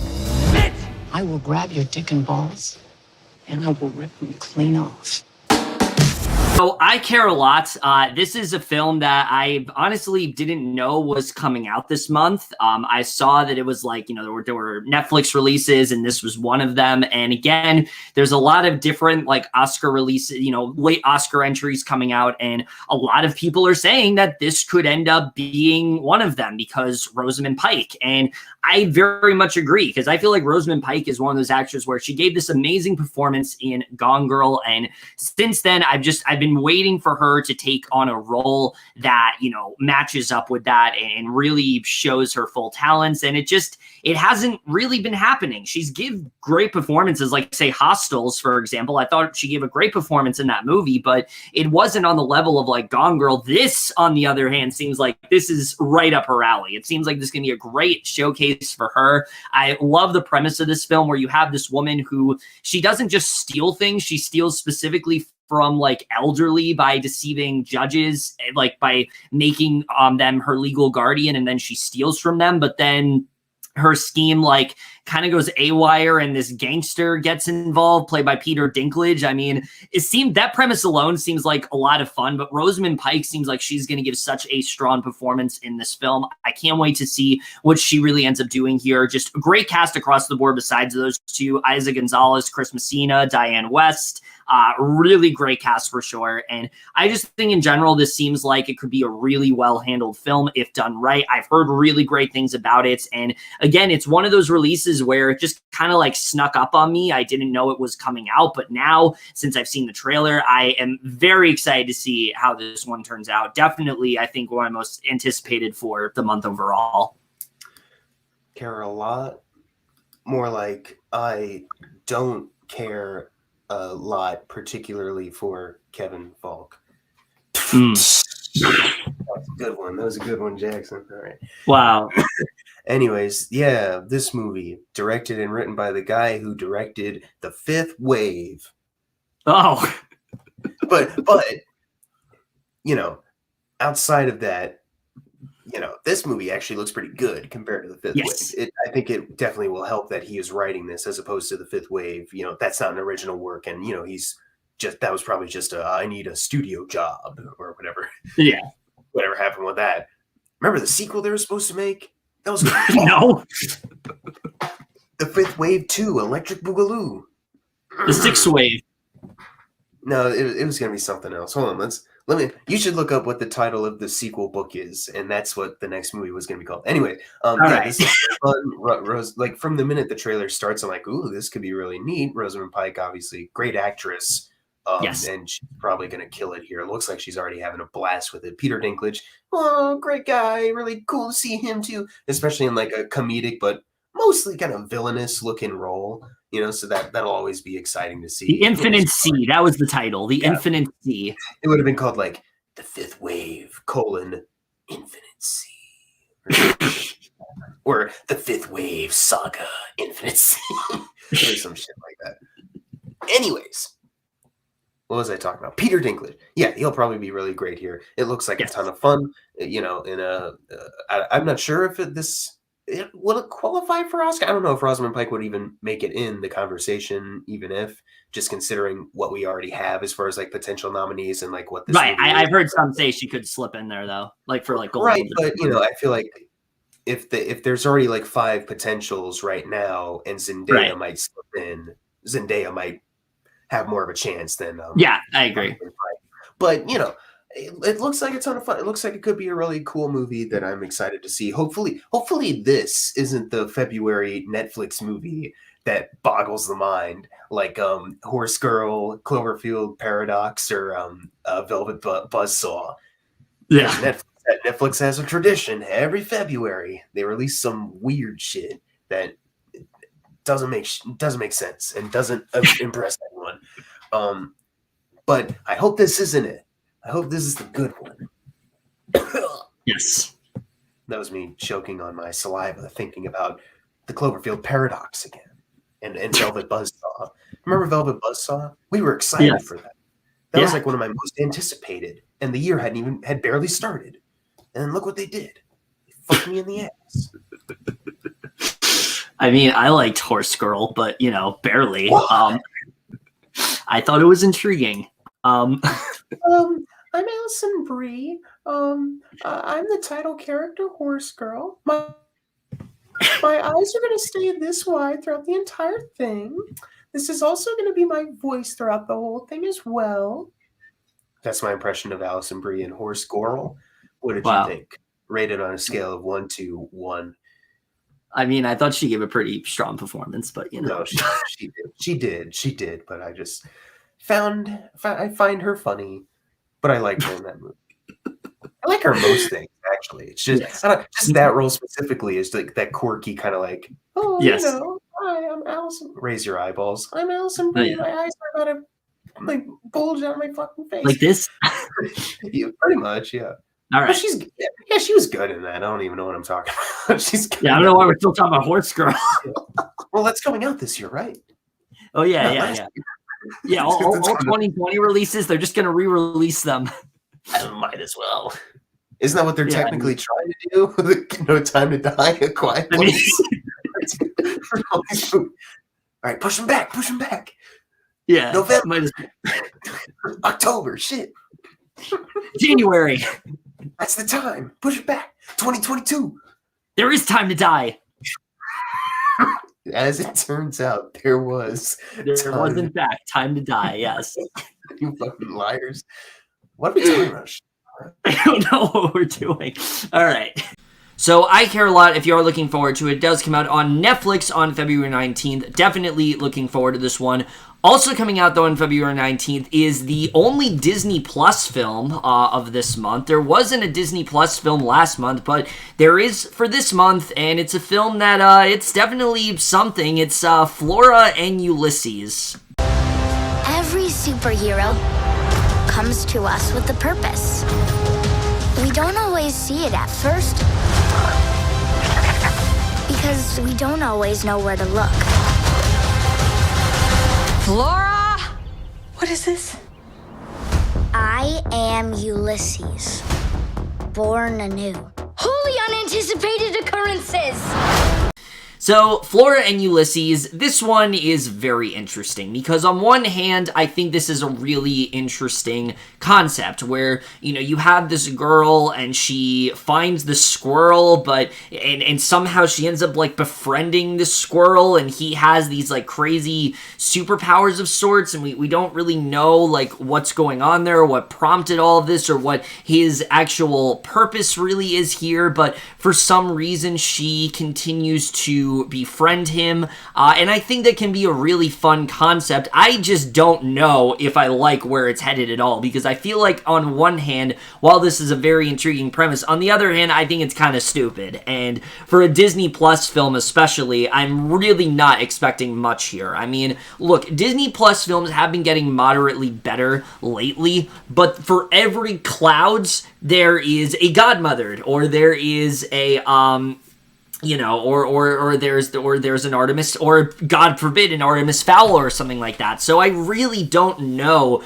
where this film is going to fall in terms of how good it is overall. I think there are things here that can work, but then on the other hand, you have a talking squirrel, and that seems really annoying in that way. And you got a cliched story of Allison Hannigan being like, I don't want this squirrel here, but the squirrel has a purpose of its own, and I feel like this could get really dumb overall. And I just am not really that excited for this one. It seems like yet another film that Disney is just kind of doing because they need content on their service that isn't WandaVision or The Mandalorian or a Marvel show. So they're doing this instead, and it just doesn't really seem like it's going to be anything that great. So I'm not really that excited for this one. I'm not dreading it or anything because I do think, admittedly, it's one of their more interesting premises, but I also feel like it could end up being really bad if handled badly. And again, Disney just has had a really bad track record with live action films lately, live action family films lately. So like, I'm not really that confident in this one.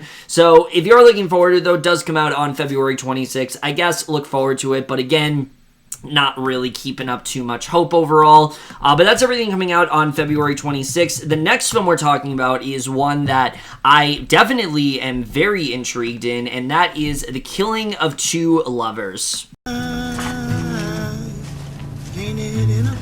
You working? Yeah. This early? Yeah, Dad.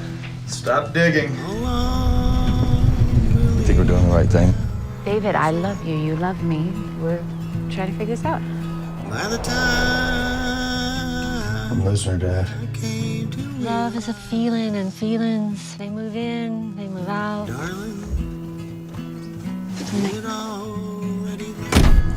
So this one I think looks amazing. I am very much looking forward to this film for sure. I love the premise behind it right off the bat, where, you know, you have Clayne Crawford, and at first he's just trying to, you know, he's recently gotten divorced with his wife. He's trying to keep his family together. You can see how much he cares about his family, and at first it's, you know, just little things like him trying to be in his kid's life, but once he realizes that his wife's a new relationship, it starts to turn into a borderline obsession, and you can see how this really is starting to nag at him, and I think there's a lot that you can really do with that premise for sure. I really love, right off the bat, Clayne Crawford's in this trailer. I think he's going to give a really strong performance here for sure, and I'm very excited to see what he ends up doing within this film. I think there's a lot of potential when it comes to his character. I think all the acting here looks really great. My only real concern, I would say, is that I feel like the trailer spoiled a little too much, especially that last shot at the end. I would not have really liked to know, but I really love the idea of where this is going. It seems like it's going to go from like a simple family drama to more of a psychological thriller, and I can't wait to see where they're really going with this film. It's one of those trailers that it made me want to see more, and any trailer that does that, you know it's done its job. So I'm definitely really looking forward to this one. I think it has a lot of potential behind it, but if you guys are looking forward to The Killing of Two Lovers, it does come out on February 26th. Definitely very excited for this one for sure. But now we're going to get into the last few releases here, all of which are with my guess. So this first one, it's arguably, I think, the biggest theatrical release of this month in terms of, like, you know, budget and things like that. It's crazy that this is probably the biggest one. To discuss this cinematic masterpiece with me is Jackson Fulcher and Henry Ewing to discuss Tom and Jerry.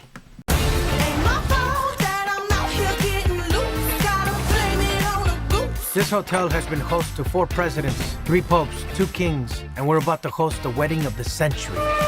Do you think you're qualified to take on this position? I shine under pressure, like a diamond. Or Rihanna. One other thing.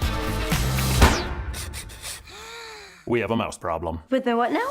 Tom and Jerry overall, you know, every year we get films like this that come out where we have these like classic Warner Brothers or Hanna-Barbera type characters, and, you know, they get their own movie and things like that. And look, something like Tom and Jerry, you know, looking at it, and especially looking at the director behind this film, the director, of course, being, you know, Tim Story, not very promising. I mean, he's done like the 2 Fantastic Four films. He's done Ride Along, which I like, but a lot of people don't. You know, he's done like a bunch of like black-led films in that way. An interesting choice for Tom and Jerry, but to be honest, after watching the trailer, it really doesn't look that bad. I mean, it doesn't look great or anything, but it doesn't seem like they are tarnishing the legacy of Tom and Jerry at all. I mean, for one, they don't speak, thank God. It's not like that other Tom and Jerry movie where they speak the whole movie. It seems like it is doing a good job of just, you know, reminding us what we like of Tom and Jerry, just them chasing each other and things like that. My only real worry is the human characters. I feel like they're going to be boring. I feel like they could potentially hurt the film if they are, because I feel like they're probably going to be the main focus here. The main focus is not going to be Tom and Jerry, and that's usually the problem with a lot of these, you know, sort of live action animated hybrids that we have going on, and I think that is what's going to hurt it. The animation on Tom and Jerry, like I said, looks great, but other than that, it's not a film that I'm really all that excited for. But surprisingly, I'm not really dreading it either. It honestly doesn't look that bad. I feel like there are far worse hybrids out there, and I feel like this one is going to turn out to be, at best, just an okay movie. Maybe somehow it'll end up being good, but it just looks okay. So honestly, you know, I'm not really dreading this one all that much. I'm conflicted on this movie, even right now. I thought I knew what I was gonna what I was gonna say about it, but I'm here right now, and I'm just kind of like, honestly, I don't even know if I'm excited for it, if I'm not, because the thing is, like, other than like Tim's Story being involved, and yeah, I think what he has like 1 or 2 movies that people have kind of said like, oh, that was pretty good that he made, right? I don't know. Yeah, I think like A Man. That's like the only one I can think of, or like Barbershop. Yeah, he did that recent barbershop movie, and people were like, "Yo, that was actually pretty cool." Yeah. I was like, I never saw it because I didn't see the other barbershop movies. I've only seen like the Bad Tim Story movies, so I was like, "Oh, that's a weird choice for Tom and Jerry, I guess." But you know what? Whatever, man. I don't know. As I watched the trailer, I like the idea that they're doing like the Looney Tunes, like Space Jam, back in action kind of style of like they are cartoons and the other animals are cartoons, but I'm a sucker for that. Like I grew up watching that back in action movie a lot, and I was like, that's really cool. Same. That was one of my favorites. How they put the cartoons in live action. That's real cool. So it was nice seeing it for this one, and it looks pretty good as far as like that goes, and the violence off the charts. Oh my god, Tom getting his ass beat left and right. I mean, as it should, but I am worried, like you said, like, will the human characters maybe bog it down? Like Michael Pena's, like, what was it? His Tiki Talk or Face to Tweet book, whatever. His jokes. It's like, okay, get the fuck out. I do not need him. Who else? Ken Jeong, like, just showing up, like, I will not have this kitchen ruined. I was like, oh fuck, here we go. Yeah, he's always in these kinds of movies. Like this. Just in the trailer, like they're already kind of laying the seeds of like, okay, they're like, we got Tom and Jerry maybe right, but here's all this other shit that's surrounding it. So who knows?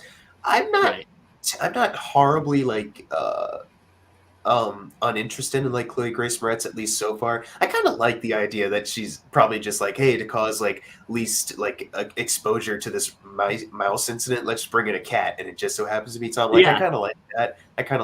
I just hope that her character is just funny or like likable. I think she's a likable person, so I hope that I just hope the character works, because when you walk into a Tom and Jerry movie, you're expecting, Tom and Jerry are the stars, but they can't speak, but they're the stars. So if you throw in, humans and that's the human main character, they tend to take over. But well, we'll see. I was shocked to find out that this is written by I think one of the writers of Brigsby Bear. And I was like, oh yeah, I didn't notice that.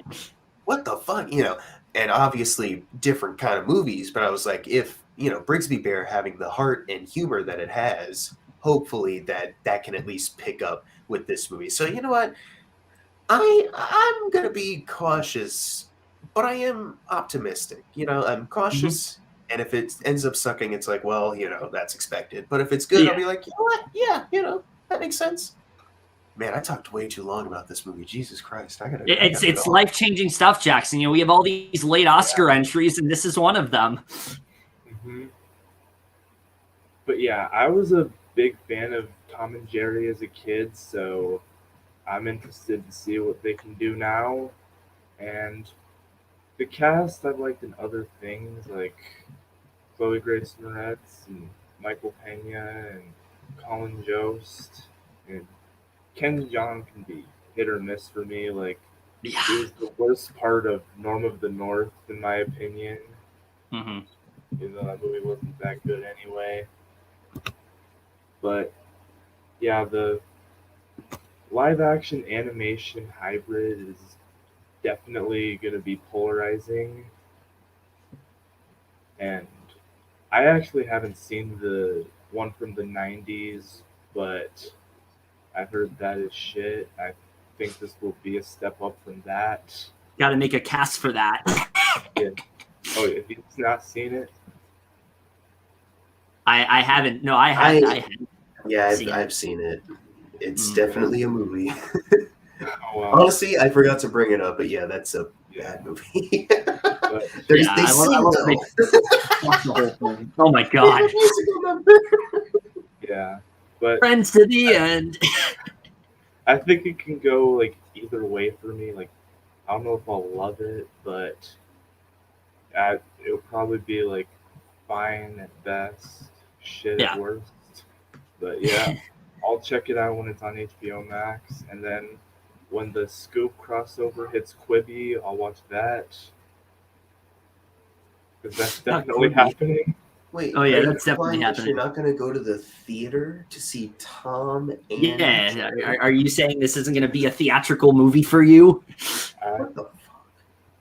Maybe. I'll be there day one. If Tom and Jerry ain't theatrical, then I don't know what is. Honestly.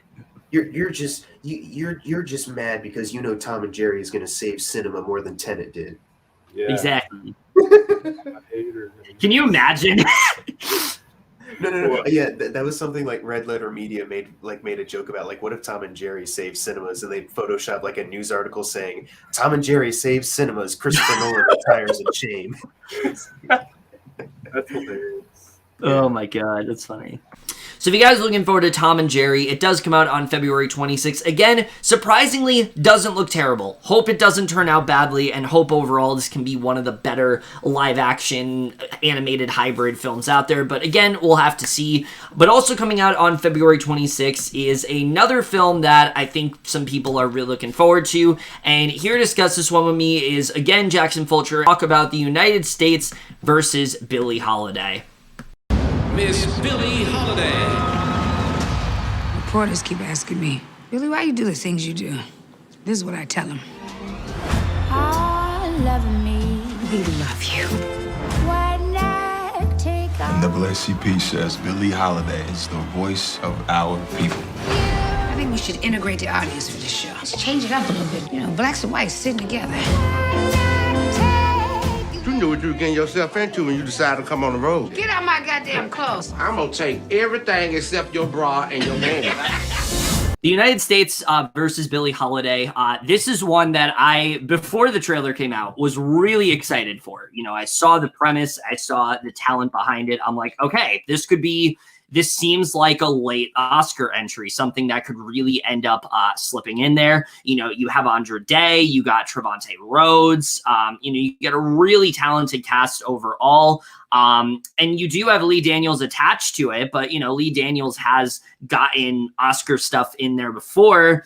But then I watched this trailer and I'm like, oh yeah, this is why people don't like Lee Daniels. Because I'll just be honest, this does not look very good. It really does not. I mean, if you were to tell me this was a movie that was originally supposed to come to theaters, I would be surprised because it kind of looks like a Lifetime movie. It really does. It looks very over the top. It looks kind of soap opera-ish. It seems like Andra Day is going to give a great performance here. Like, it seems like she's really going to transform into Billie Holiday for sure. But it also feels like she's going to be like the only good thing about this film because everything surrounding her, it just looks so stupid to me. It just looks very, like I said, very Lifetimey in that way, where they're just, everything is like at a 10 all the time. And it just doesn't seem like it's going to do a good job of portraying the authenticity that I think this story really does need. There have been other adaptations of Billie Holiday before. And I feel like what this film is going to do is it's going to remind people how good those were. Like, say, Lady Sings the Blues, which Diana Ross, I believe, was nominated for an Oscar for. I don't think Andra Day is going to get in there for this film, unfortunately. I've heard some people say she might, but considering the response this film has gotten, especially, I just don't think it's really going to happen. Lee Daniels tends to be one of those directors that, like, he's always pushing for these Oscar releases, but it's really only happened to him once with Precious, and, like, since then, he just has not, he's failed to really get in there, so I don't really think this is going to be anything that special. It just, some moments of it kind of reminded me of like the bad episodes of Empire where everything's just like cheesy and over the top and stupid. So yeah, I unfortunately just cannot get excited for this one. I think it has good talent behind it, but overall seems kind of Oscar baity to me, and I'm not really excited, to be honest. Empire, starring Juicy Smollett. Yes. Epic. Anyways, remember that guy? Wednesday, January 27th, 2021. You could feel more sensitive than usual today, so instead of running at life full tilt right now, you're better off taking a step back and giving yourself plenty of space to do whatever will. Is this your horoscope? Like, what are you reading right now? The one you shared on Twitter. Oh. I don't know why I read that. I just saw it on Twitter and I was like, maybe I should finally read one of these to his face. Yeah. Anyways, I'm surprised because I'm not familiar with Lee Daniels. I don't think I've seen any of his movies. I just know there was one called The Butler. Lee Daniels is the butler. I didn't even know he directed Precious. I didn't know that at all. I haven't seen that movie either, but like, yeah, I'm completely, I'm a Lee Daniels virgin in that sense. Yes. And I watched the trailer today, like before we did this. because I had heard some buzz before. So yeah, let's talk about it on the movie preview, sure. And I finally watched the trailer, and I wouldn't say I'm like completely dreading it or anything, but I can definitely see your sentiment of like there's certain aspects of this trailer or the certain aspects of the movie they're highlighting in the trailer that seem like, okay, this is like the Oscar moment. This will be like, these will be important scenes for like Oscar campaign. Yeah. But you know, I wouldn't say I'm like dreading it or like I'm not interested in it. Like I'm still interested in it regardless. This might be stupid because I'm also an Andra Day virgin, I guess. I don't know who she is. Is she like an actual singer? She's a musician. You know that song that's like, and I'll rise up. She sings that. Okay. So is she singing in the movie or is she Yes, she is. She is. Okay. That was what I was wondering, because I was like, it'd be really impressive if she was actually doing it, which she is, you know, doing a Taron Egerton in Rocket Man or a Kevin Spacey in Beyond the Sea. Oh no, not Kevin Spacey, my bad. Oh, not that one. You know, and not doing a Rami Malek in Bohemian Rhapsody. The Little Things coming out Friday. Remember when we talked about it on the movie preview? Yeah, that was a month. Anyway, but yeah, she definitely seems like she's killing it so far in the trailer. Like I was really impressed so far. I mean, I hope it's at least good. Like if it's going to be like Oscar baity, just in that sense that it's like you can feel it trying to be these certain things that Oscar movies are. I at least hope that it's good, you know. Yeah. Like I said, I'm not familiar with Lee Daniels' career. Maybe if I was, I would look at this like, oh, I don't know. It seems a little familiar to his other stuff that I'm not a big fan of, but I don't know. So maybe I'll watch more Lee Daniels movies before this comes out, but this might be the first one I ever watch. And I hope I like it. It definitely, I think they capture the time period pretty well, just as far as like, I think they did. But you know, it seems like any movie now can do that. You know, there's only a couple where they're like, "Oh, this is fake as shit." Why are they trying to be in the 80s? Like Gotti. Yeah, Gotti, or The Murder of Nicole Brown Simpson, which is, you know, weak as shit. That wasn't even that far back, but it was like, you know, this feels like they've shot this like today. Anyways, or The Haunting of Sharon Tate. That's probably a better example. Yeah, because they're just at that house. Anyways. But yeah, I'm hoping for the best with this movie because I think it has a lot of potential to be really good. You know, like talk about this important figure and this her important story. I just hope I hope that your worries aren't confirmed pretty much by the end of the movie. I'm hoping that my optimism outshines your negativity. You bigoted fuck. Ayo, I really didn't want to do this before, but now glad we did it. You know, I feel like this happens all the time. Kevin sends me a message. I go, fuck. Forgot about the movie preview. Fuck. Shit. But then, you know, once we get started, I'm like, hey, it's actually pretty cool talking about these movies on the movie preview. So, you know, it's just a fucking cycle. Maybe next month I will still be as annoyed as I am now. I don't know. That's all on the journey. And if you want to see our journeys continue, you can subscribe to Flake or follow me on my YouTube channel or my Twitter. That's my actual Twitter. And it's spelled correctly this time. Yeah. You can follow me on my letterbox too. It's linked with my Twitter, so it should be easy to find. That's about it. Rest in peace, Johnny Depp's career.